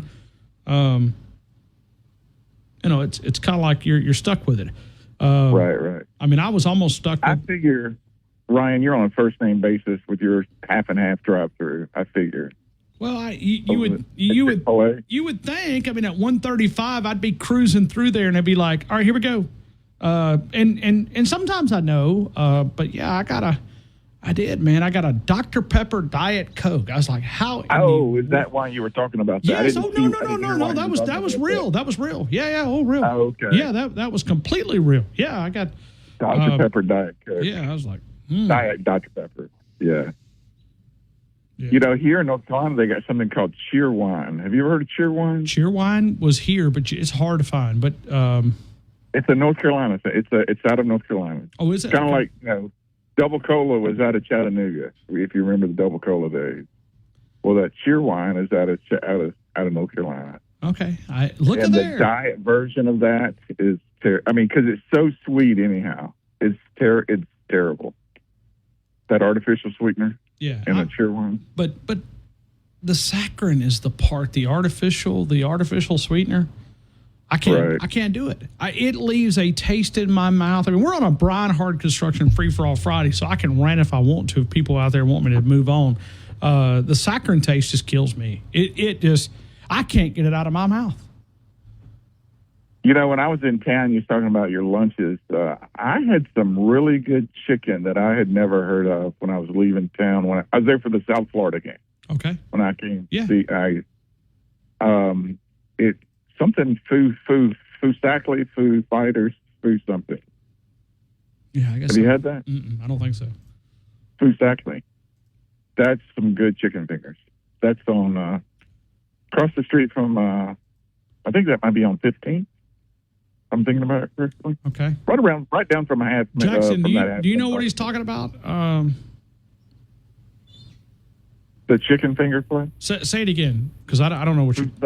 Fusakli, maybe? Oh, I love that place. Is it good? Oh, it's right here on 15th. Oh, it's... Oh. Yeah, it's on 15th. If you like Guthrie's, you'll love they have another place in Patey that's... Cane's. Raising Cane's. Raising Cane's, yeah. That's supposed to be another big chicken finger place. It's good. I think Fusakli's better. I agree. So... the sauce at Fusakli, if you like Guthrie sauce, which is kind of where they, that's the closest thing to Guthrie sauce that I've had. Similar I haven't to had Guthrie Zach's sauce, Zaxby's. So, how in the world did we get? How did we get on food? I mean, right? I'm getting hungry. All right. It's that bread pudding you keep talking about, making everybody hungry. I just want to put this on record now. I'm willing to enter the transfer portal on Chick-fil-A if somebody offered me more. So, Ryan, I'm going to lose a signal here in a minute, so I'm going to give you my yeah, score. Go ahead. I'm going to go 94-79 Bama. 94-79 Alabama. 3-point percentage? 42. Stephen, thank you so much, man. Have a great rest of your day. Thank you. Let's go to Marty in Tuscaloosa. Marty in Arkansas. Marty, good afternoon. You're in the game. I wish I was there, Ron. Ron, you talk so much about food. That's why everyone talks about food. Well, I love food. I got to eat. I have to eat 3 meals a day. I know everybody. But hey, Ron, I'm a Dr. Pepper freak. I got 24 sitting here for the basketball game tomorrow night and the football. But Dr. Pepper's okay, but it's just too strong, man. It'll kick you in the teeth. It's kind of like Alabama football. I mean, they'll kick you in the teeth some days. I guess it keeps me in the teeth because that's how I drink, and I drink more soda than I should. A lot more soda. Yeah, don't you think Dr. Pepper's like the strongest soda that you can get? I mean, isn't it? I don't know. I don't drink any other sodas. That's all I've ever drank growing up, soda pop. Except for in the old days when we could when we lived in the bayou, they had that big old Coca-Cola. That's what made Coca-Cola. They had that big old red Coca-Cola, whatever they call it. You open it up, and the Coke would be right there at the counter. And we buy, and you get them, and you get 2 cents for your bottle. We have 5 bottles, we could get a Coke. But that's a different story for another day. But Ron, you know what? I think Melrose coming back. Something tells me he's going to come back. Is it just a gut feeling? A gut feeling, yeah. To prove people, he wants to prove people wrong, and that's just like that guy. Who's that guy that calls in that hates him so much? Why don't he? He's a race. Why don't he say he's racist and he just hates Melrose? You're talking about Joseph? I hate throwing the word out racist unless I have more information because I think we use that term too much. Well, I don't know. Maybe so. I didn't mean to say it like that. I'm sorry. But no, I'm just saying. Listen, growing up in Louisiana, the problem is we desensitize that word. We if somebody doesn't like somebody, we blame race. I think there's a time for it. But not you. I'm not judging. I'm just telling you my stance. You don't have to have the stance. I shouldn't have judged. I'm sorry. I don't know the guy. I just he dislikes, hate's a bad word. Now I'm gonna have to go to mass tonight and ask for forgiveness because hate's a bad word. It's just like shut up, be quiet. Shut up's a bad word too. You just say be quiet. So you think Jalen Milroe is coming back, huh? I just have a gut feeling because he's gonna play. Playing again, it depends, too, how he may play in the game and how long he plays in that game. He plays that whole game and has a heck of a game. I think he's coming back. I think they can. You know what? I've had discussed food things, and everyone's getting on. Oh, Alabama's going down because they didn't make the playoffs. And one guy told me tonight, the two people that need to go to the transfer portal is the offensive coordinator and the defensive coordinator. You really think so? I didn't. That was just their discussion. Oh. We were just talking about coaches and stuff. Like Belichick, he's going to do like Deion Sanders. He's going to throw. He's a good guy that can judge talent. Half that team's gone, and he's going in the transfer portal. And just like he didn't talk to Michael Jordan and the other and those two others, and then ask for a little bit of money. So, but the one surprise I thought was really surprising, coaches, was Dan Mullen going to UNLV. Rich Rodriguez going back to West Virginia. What a time to be alive, man. What a time to be alive. Oh, yeah. I mean, but, Ryan, I'm already going through the schedule for next year. I'm like Bill Steele, and I'm on his website and stuff, but I don't bother him till after January, and then we start talking about people going to spring practices and stuff like that. But I did email him, and he did agree with you on one thing, is that the committee needs to be paid, and they need to send 2 at a time. If they have 12, 2 go to this spring game, 2 go to that spring game, and then they come back. Because they don't even know what team, they don't know the team. They don't even, half of them probably don't even know who the mascot is of half the schools that are there. Well, but think about all the bitterness that you have right now in college football. The Miami of Ohio, we made a reference earlier. Tommy and Romulus brought this up. The Miami of Ohio AD is on this committee. But do you think he's happy with Alabama because we went and took his kicker? I mean, we took the best player they've had in several years. No, he wasn't happy. You think Yurichek's happy to say, hey, let's get some SEC teams in there? No. Arkansas hates Alabama. They hate, they can get the best on the hill. No. The AD, the guy that I'm so mad of, and maybe we need a new commissioner, is Stanky. Stanky didn't fight for the SEC one bit. He didn't say, hey, he didn't fight for any of the teams. Ole Miss, Alabama, or South Carolina. And you look at next year's schedule, just like Texas. What did your guy that runs the drugstore said? They were 17 and 56 on the bottom. They get an easy walk again. Who makes these schedules? Who does that? Stanky? And he's going to hate Alabama. I'm sure he has a role. Yeah, he has a role. Hey, Marty, throw out an Alabama. I'm sorry. I get on a roll. I'm sorry, Ron. You're fine. I get on a roll. You're fine. I'm going 91, 85, 33%. Okay. Marty, I hope you have a great day, man. I appreciate you, and I hope you... I do. I have a great day every day. All I got to do is get all our farm equipment ready. And like I told Jackson, we're getting up. The other day I was cleaning pots and pans because 20 of them stayed, and they stay up, and we do a big Christmas dinner for them and everything. So that's what I was getting ready for. So I didn't mean to get cut off or anything. And then one time you were on here and I fell asleep. So all right, no problem. It's my fault. No problem. Marty, I hope you have a great weekend. You going to game tomorrow? No, I gave my tickets away. Somebody wanted tickets, and I gave them away. You're a good guy, Ron. You're one of the best. I'm going to watch it on television. Thanks, man. Yeah. Thank you. Chris Youngblood, according to Field of 68, he will make his Alabama basketball debut tomorrow against Creighton. That's according to, Jeff Goodman?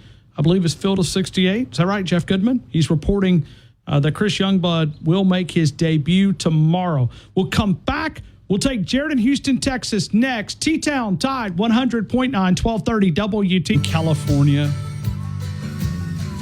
I may have lost my mind. See where the Nitty Gritty Dirt Band they're actually from. I think, no, they are. They're from Long Beach, California. Can you believe that? You just played the Nitty Gritty Dirt Band. They're from Long Beach, California. Can you believe? Wow.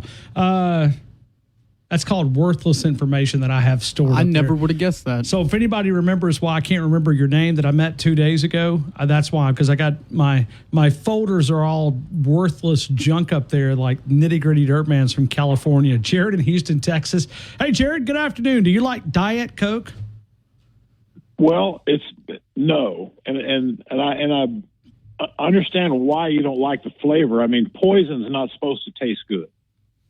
And that's essentially what it is. So anyone that thinks poison tastes good, more power to you. Drink all you want, but there ain't nothing good about Diet Coke. Any soda for that matter. I used to be a soda drinker, but I gave it up about 5 years ago, and I haven't drank soda in over 5 years. It's just there's nothing good comes out of drinking soda. Yeah. Well, I mean, you can pour it on a battery acid, and it will. You can clear the cables on your battery cables on your battery. I mean, let that sink in. I mean, your stomach is pretty incredible that it'll actually rust a vehicle too if you pour it on the hood and leave it there. Yeah. So it's very corrosive. Let that. Anyway, here, let's get off that. I mean, Pepsi. But you high rollers though are talking about getting rid of beans and rice from your meal plans. Yeah, I mean, I don't care how rich I get, you ain't gonna get rid of beans and rice. I love them. No, and you better not put a pan of crackling jalapeno cornbread down there with it. All we're saying is, if we hit this Mega Millions, I got to have a lottery ticket to hit the Mega Millions. Mega Millions, $695 million later this evening. Yeah, I don't play the lottery because I'm afraid I might win. I don't play. Oh, Jerry. Then I'll have to make a decision. There'll be so many decisions to make. Oh, yeah, a lot of them. But I tell you what, I'd love to make that decision. Amen, brother. I'm with you. Hey, Jackson, let me just say this. If I hit this lottery that I don't have a ticket for, you're the new host of the afternoon program in Tuscaloosa, man. I'm out. I'll take that job. Later.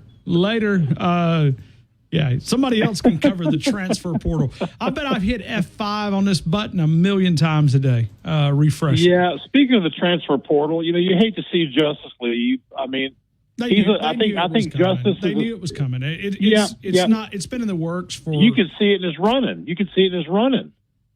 Oh, so now you take a little bit different approach. Oh, okay. You can see it in his running. I mean, the kid that I saw late in the year last year and earlier in the year this year is not the same kid I saw from about mid-season on. He had one good run against Missouri that cracked the dude's helmet, but other than that, I just didn't see a whole lot of toughness. He's a good kid. He's a good running back. He's represented the University of Alabama well. I wish the kid well. I'm not hating on him because at the end of the day, all these guys have decisions to make because it's money now. But if you're going to play running back at the University of Alabama, you better be tough.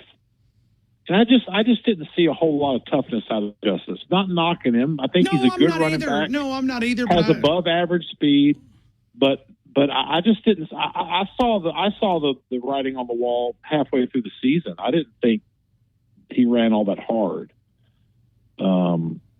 Maybe my eyes aren't as good as some. No, I thought he was a very hesitant runner. A little timid. Yeah. A little timid. And Jam Miller, man, he would punch it up. Almost like he was afraid to get hurt.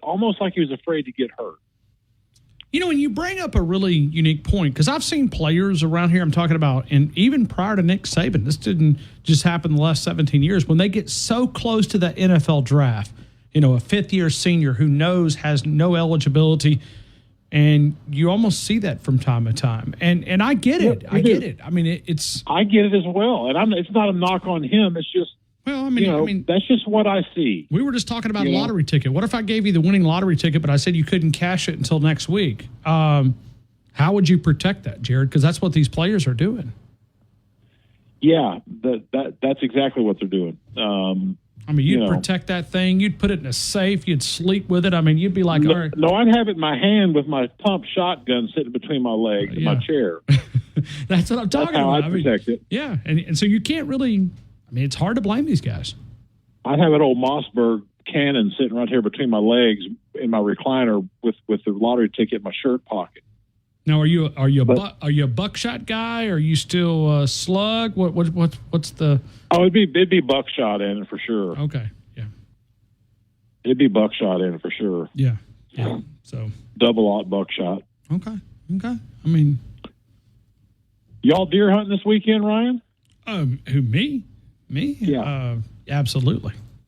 Y'all have had some cold weather. Y'all have had some freezing weather, have you? Last few days? Yeah, we've been down below freezing, but it's I got several invitations, so I'm gonna go out. Good.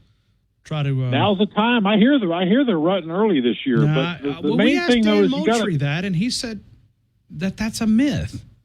I don't know, man. I'm seeing a lot of friends of mine here in Texas, and we haven't had any cold weather that are killing big deer.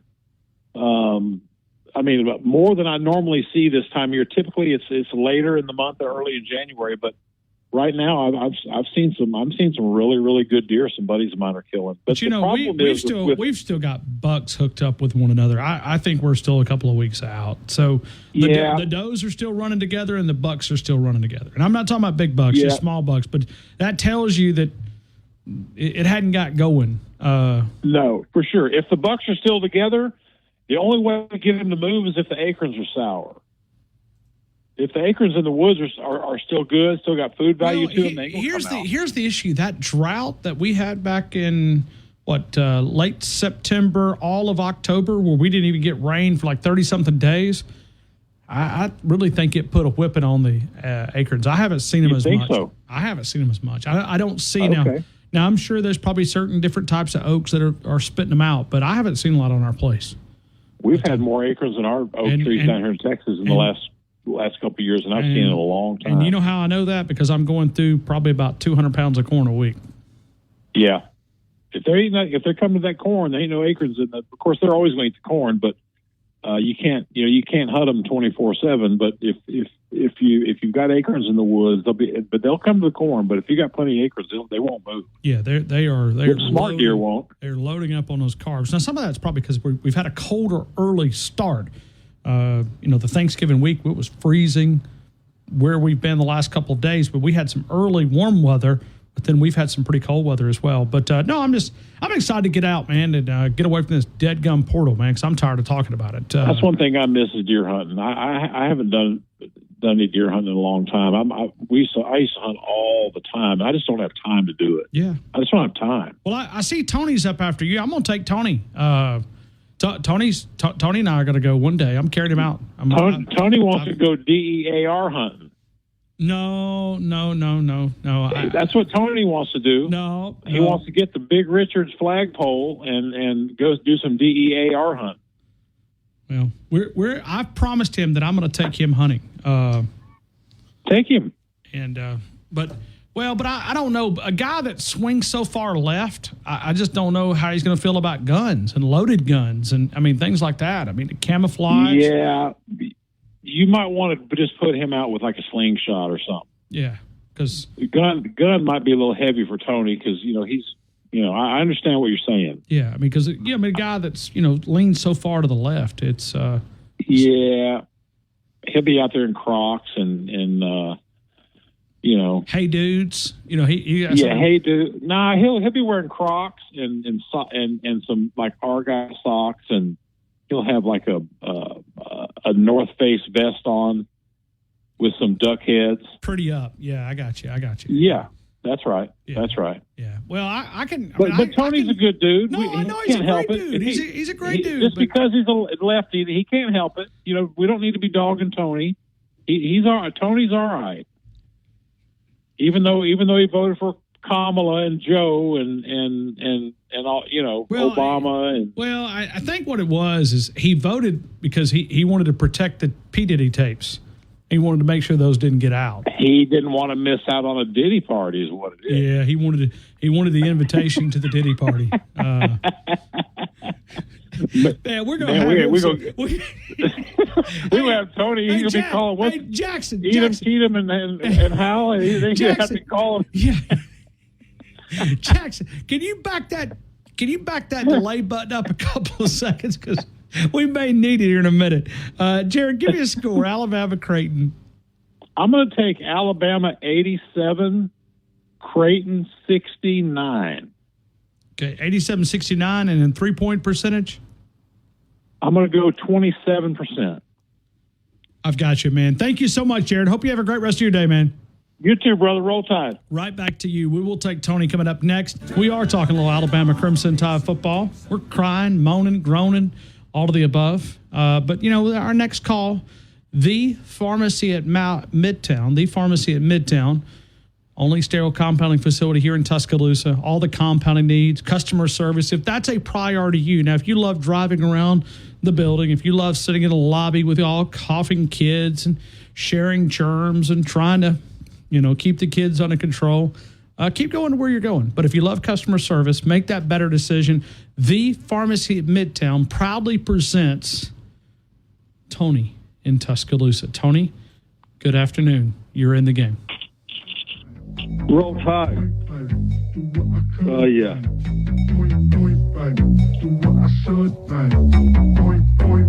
Stretch out your hammies, fella.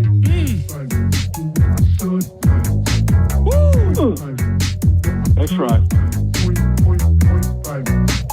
What's Jackson doing right now? We're both doing the same thing. Twerking? Well, that's what you call it. Crack a twerk. Boy, I just threw out a hip. My ankle hurts now. That's a good workout.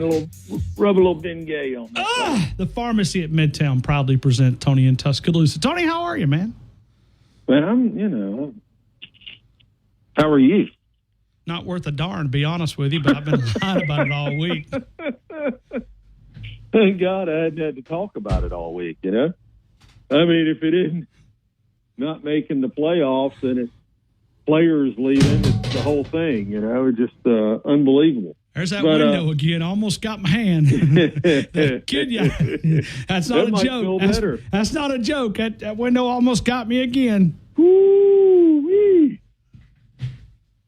Can I, first off, I don't want to go hunting for Bambi.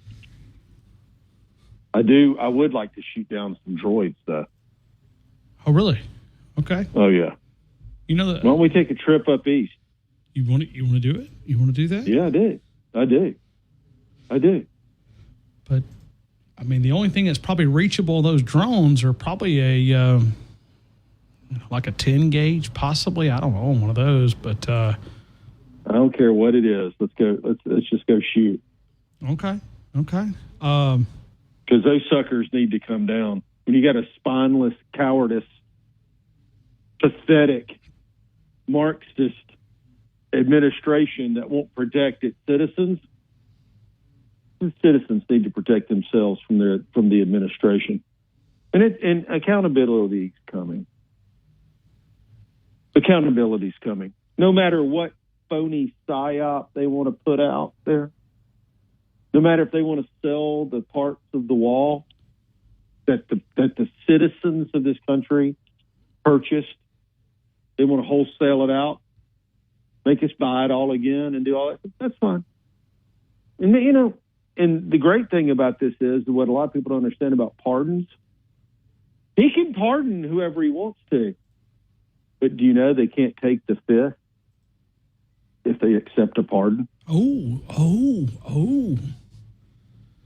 Cannot take a fifth. And if they lie under oath after a pardon, guess what? Pardon them all. We're still going to put them under oath. And we're still going to make them answer the question. Man. It's coming.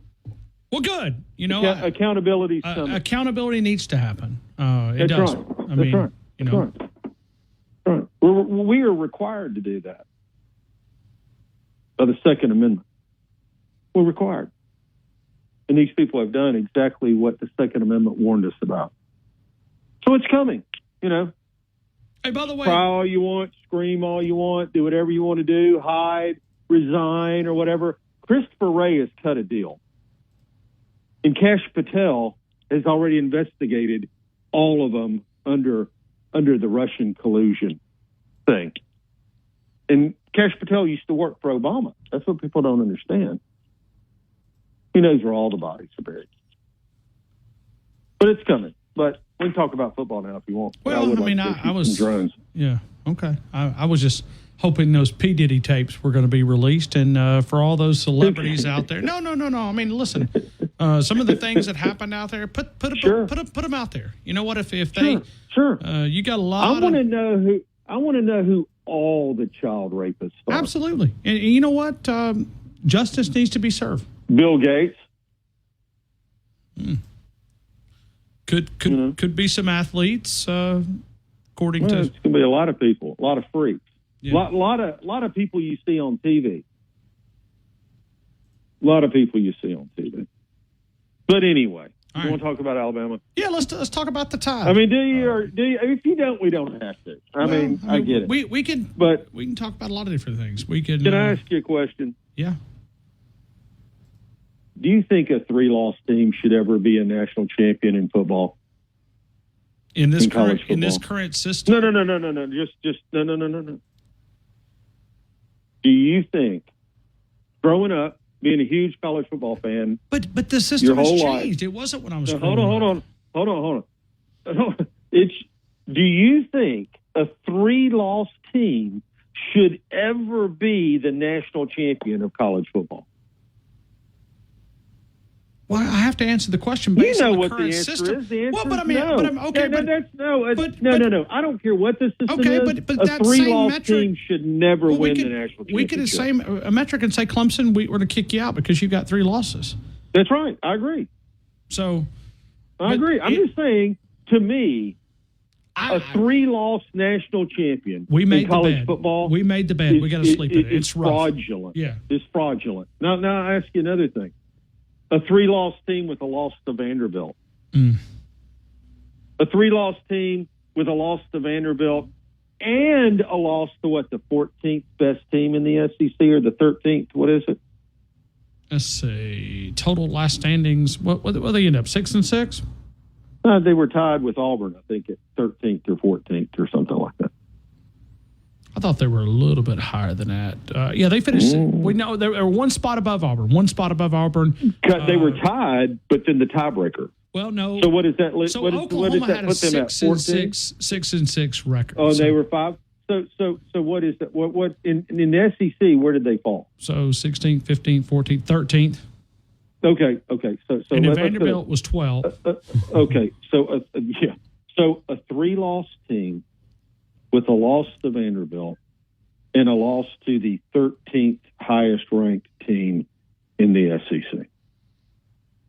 And let's be honest, we got robbed not being in the playoff.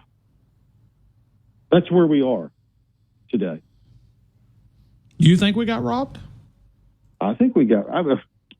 I don't know. We can beat anyone. We can lose to anyone. We can. Yeah. So that's a dangerous team in my book. But I just don't think. I mean, it's hard. You're like going, oh God, SMU didn't play anybody. Hell, we lost to the nobodies. And I hate that. I hate it. Milroe does not need to play in the bowl game. I got hot takes, my friend. Okay. I got hot takes. He should not play. So he should not play. Should you go ahead and start? He needs to leave. Oh, you need him to leave? He needs to leave. He never needs to come back to Alabama because Alabama hates him. And I hate to say that because, am I a fan? Biggest one I know. Okay. He needs to leave. His By the coach way, threw it's his him under the birthday. bus subtly the other day. I know. Happy birthday, Jalen.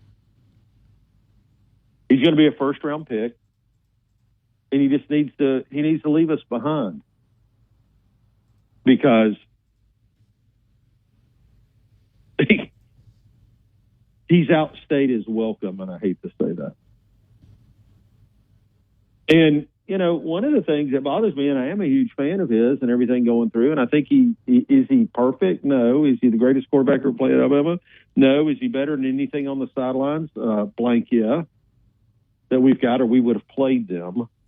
I don't care whatever narrative that comes out. Oh, the team would have quit. There's one second I hear, oh, DeBoer had to play him because the team was all gonna transfer if he didn't, and now these same players are leaving by the truckloads. Wide receivers, running backs. So it's one and then it's the other. No, it's just, he was the best that we had, and we just didn't have a whole lot.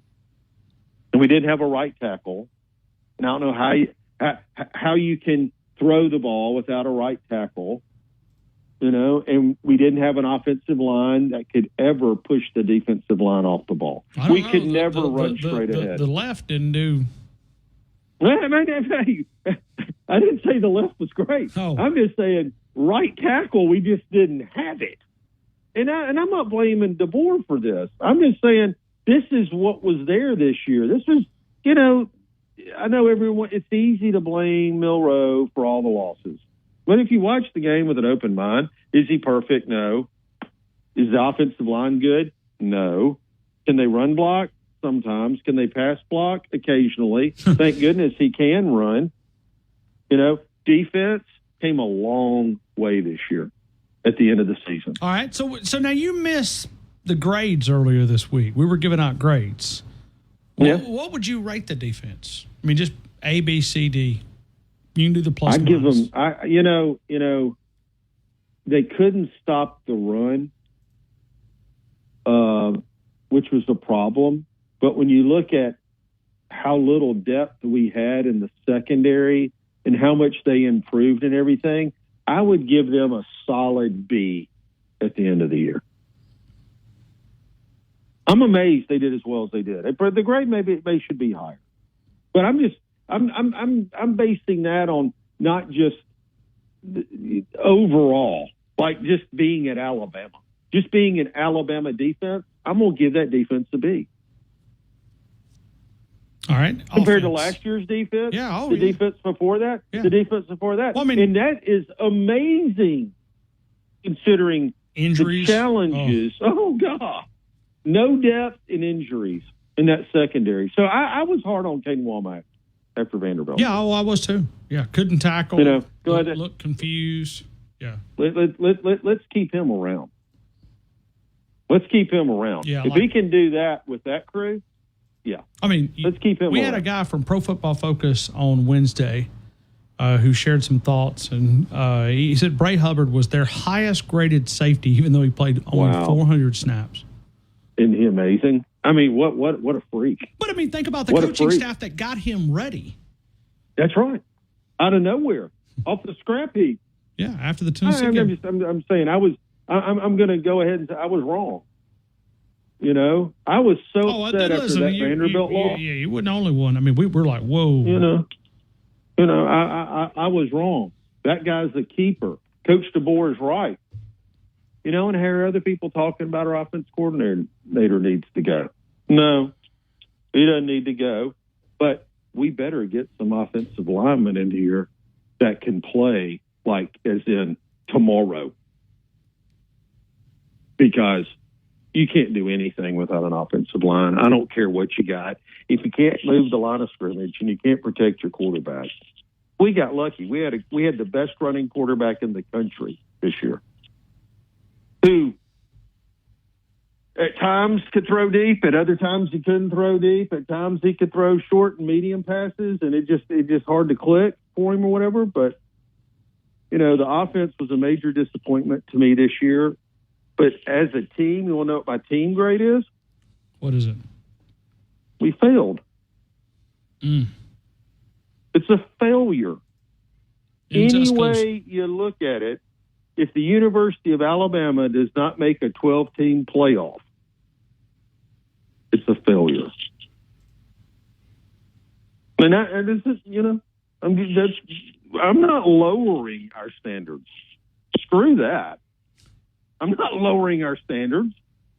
We are the benchmark, the gold standard of college football, and I'm not going to accept us going backwards. And I believe Coach DeBoer is the coach to do the job.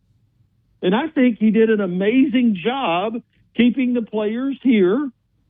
Well, some of that goes to Milroe. I think one day that story will be told, and I think Alabama fans will appreciate how he kept that locker room together.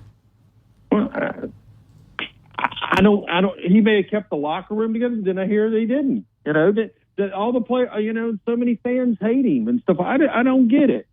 You can't blame one player for the failures of a team.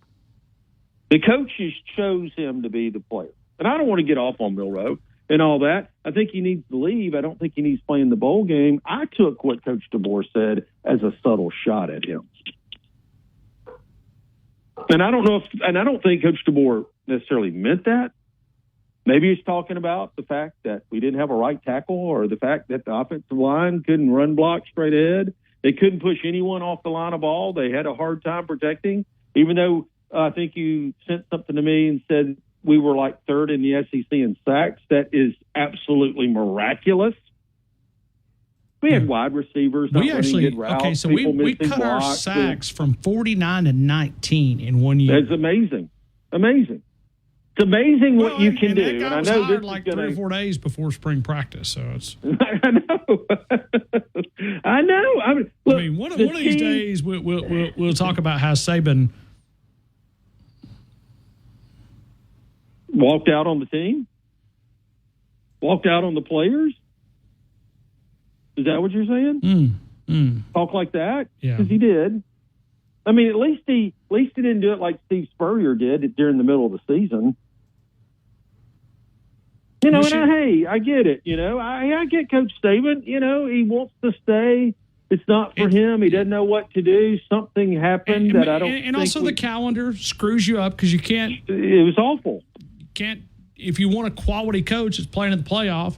But I've still got my conspiracy. I think Kalen DeBoer was targeted way before that. Well, we had talked about that. Yeah, we have. We talked about that. Tony, you don't hire a coach like that in 48 hours, no. Or 72, or whatever it is. I mean, you know. I mean, it's the same way that these. It's kind of like the same way because you're going to see Justice Haynes fairly quick determine his destination. You think that was determined in 20 minutes, 30 minutes? No, of course not. Just like some other players that might go to the same school that he's going to go to. Yeah. Well, if that coach doesn't, would you say and if that coach doesn't get fired, though, he loses his playoff game. He may be. That's right. Where we think he's going, somehow there is a pipeline in Tuscaloosa to him, to that school. There is some type of direct line of communication to our players from that school. Somewhere, yeah. How do you feel? Do you feel the same about that? I tell you what, it's starting to kind of sniff it out a little bit. Yeah. Hey, Tony, give me a score, Alabama Creighton. I'm up against this break, man. You know, I'm going to go 88-74. Okay, 3-point percentage. 27, something like that. Okay. By the way, Pharmacy Midtown, all that, but I do want to say this. I'm optimistic about our future. This year was a failure. And there's a lot of reasons for that. Doesn't mean like Coach DeBoer didn't coach his butt off. That's not what I'm saying. I'm just saying we are the standard, and we're not going backwards. And most of those competitors would want you to anyway. I mean, they're probably not very happy with us trying to lower it to, yeah. So, all right, we got to run, man. The Pharmacy at Midtown proudly present Tony in Tuscaloosa. Tony, thank you, man. We'll continue with more of the game. I don't know. We lost Tony right there at the end. I was going to let him sign up. We'll come back. Let's see. Let me look right here. Dale is beat Mitchell by 40-something seconds. So we'll get Dale, and then we'll get Mitchell, and then we'll get our favorite caller. No, it's not Bama, Nick. Somebody else. T-Town, Tide, 100.9, 1230 WTBC. Your home of Al 530 live at Grandstand. So you got Hunter and Wyatt's going to get you ready there, and then we'll pick up with the CTSN. Alabama Creighton, 7:30 tomorrow from Coleman Coliseum. We'll be talking about that on Monday, and got a big guest lined up for you next week. I think you'll enjoy some of our guests that we're already scheduling for next week. We'll do it Monday starting at 2. We're doing a Brian Hard Construction Friday, free-for-all Friday. We're doing a little not a parlay picks, doing a score prediction today, giving away some great goodies, and let's continue. Let's go to Dale. Dale, good afternoon. You're in the game. Good afternoon, Ryan. How are you doing, my friend? man? I'm good. I hope you are as well. I am. Well, first of all, I'm really disappointed about Justice Haynes hitting the portal. I remember getting on here and bragging a lot about him and how great I thought he was. I remember saying that I thought he would be like Anthony Davis from the early 70s from USC. And but I can see what you're talking about with him hesitating, seems like a little bit when he runs. I was a little disappointed in the way he ran, you know. But, I mean, he didn't get that many carries, though, like we all thought. And I can't hardly blame him, but this NIL and portal thing is just ruining football. But, hey, you know, we still got some good running backs. Though. Yeah, I don't know if it's ruined college football, but they're going to have to get it under control. They're going to have to make some adjustments. I mean, this is frustrating. I'm just a media member. Can you imagine a coach? Okay, let me add you another element to this, Dale. What if you're a college coach that's also getting ready for the college football playoffs and you're having to manage this? I know it. Yeah, it's bad. I mean, do you even have time to breathe? Right. You know who this does help, though, in a way? Who? Richard Young. I'm telling you, man, he's got a burst. I don't know if you noticed that, but I didn't think he got enough carries either, man. I thought he should probably be the number one running back toward the end of the season. I mean, when he got in the game, you could just see a lightning burst from him. That either Jam or Justice, neither one seemed to have. So, I mean, he should have benefited a lot from him. Thank you. Don't you think he's a nice-looking running back? Oh, absolutely. I know they're high on him in the building, too. High on him. Now, listen, I could say something about Richard Young, but in this current time, I don't feel comfortable reporting anything. But I think he's very content, and, you know, we'll see. But Daniel Hill, too, man. I'm sorry? Daniel Hill is another good, strong running back that we got. I think when you look at this backs, and then AK Deer coming in as well, and I think that's a position that you can make an impact. And you know, I still think we're waiting for Jam Miller. Haven't really talked to. I know backs are not valued in the NFL draft as much as other positions. You've really got to be a superstar. So, but I look at Jam Miller, like him as a back, man. You know, we got another running back, our former running back, that's on our team. That's now a wide receiver. He was a 5-star running back. You know who that is, right? A 5-star wide receiver? Yeah, he's a wide receiver now, but he started out as a running back in high school. He was a great running back in the state of Alabama. Remind me. E-Man. Oh yeah, E-Man. yeah. But I don't think you're gonna move him. You don't think you're gonna move him, do you? I don't know. I would. I'd just check him out. I mean, you know, 'cause he hadn't lit it up as a receiver, really. Probably I mean, still, I don't know if that's probably still. Could be Milroe. I mean, you know, Milroe maybe just he only throws to a couple of receivers. I mean, you know, I don't know what the deal is, but I would, you know, I'd have to look at Emmanuel Henderson too if it comes to that, you know. Emmanuel Henderson was a great running back in the state of Alabama. I don't know. I don't know if he just wasn't big enough or what. I mean, you know. But hey, Dale. I know. Dale, we're pretty limited right here at the end. Okay, yeah, let me give you with the basketball thing. I think with Isaac Pop, their guard is out with a hip injury. It's going to really hurt Creighton. Yeah, so I'm going to say Alabama. No, I said you see that with the spread a little bit. So. Yeah, right, yeah.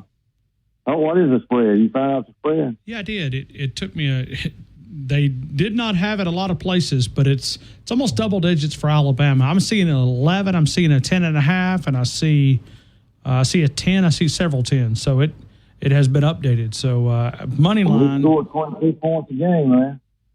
All right, here we go, They Dale. still got that 10-foot dude. Anyway, 94 to 88, and I'm going to go 34%.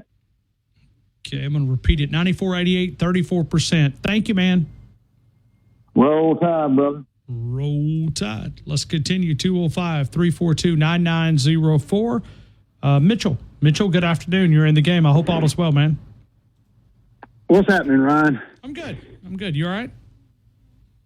Yeah, I'm pretty good. I got a little winter cold going on. I feel great. Just got my voice is kind of got a little laryngitis going. I think everybody's fighting. And I had everybody's fighting. Huh?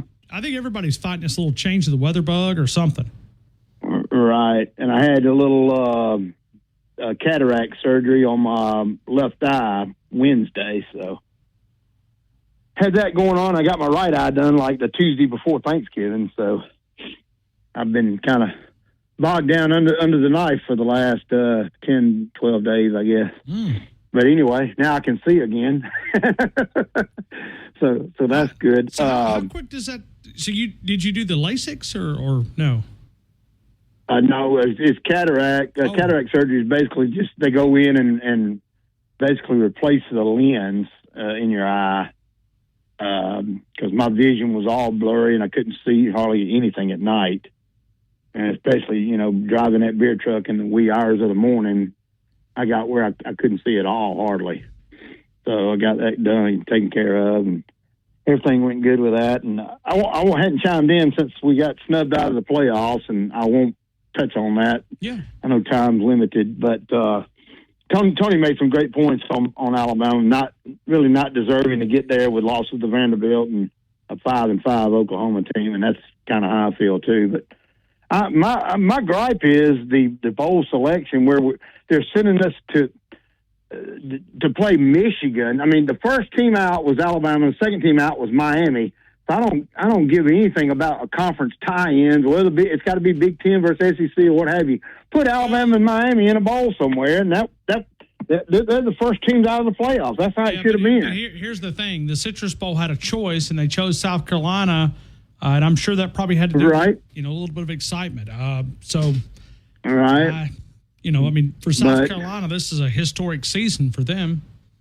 Well, sure. But this Alabama-Michigan game, it's going to be I'm just telling you what happened. Because I know. I'm right there with you. I mean, I think Alabama probably deserved a little bit better bowl, but either Alabama, Miami, or Alabama, Colorado would have been my teams I wanted to play since we didn't get in the playoffs. But anyway, I'll give you a score real quick. Let's go. Bama 89. Okay. Creighton 79. Okay. And 3-point percentage. Let's go. Let's bump that up to 35%. I hadn't heard that number today. Okay. 35%. Got it, man. And memo to the Michigan Wolverines. You got an angry pachyderm, and we're coming at you. You're next. Let's go get them, Ryan Fowler. Roll Tide. Hey, thank you, Mitchell. We appreciate that. We'll come back. We'll take J-Rob on the other side. We're doing a little score prediction with Alabama Creighton. It's Brian Hard Construction. Little free-for-all Friday. Do you have timberland you don't know what to do with? Give North River Timber Company a call. Call Courtney Watt and his team of over 20 years experience in West Alabama, East Mississippi. Offer timber harvesting, timber appraisals, comprehensive management plans. As a registered forester in Alabama, Courtney and his team can help you decide how to maximize your highest potential for your land. Courtney says timber is like money in the bank. See what your investment can do for you. Call Courtney Watt, 205-242-5127. You can also email them. It's northrivertimberco@gmail.com. northrivertimberco@gmail.com. That is North River Timber. We'll continue with more of the game. T-Town, Tide 100.9, 1230 WTBC, your home of Alabama Crimson Tide Sports. Tide 100.9 traffic.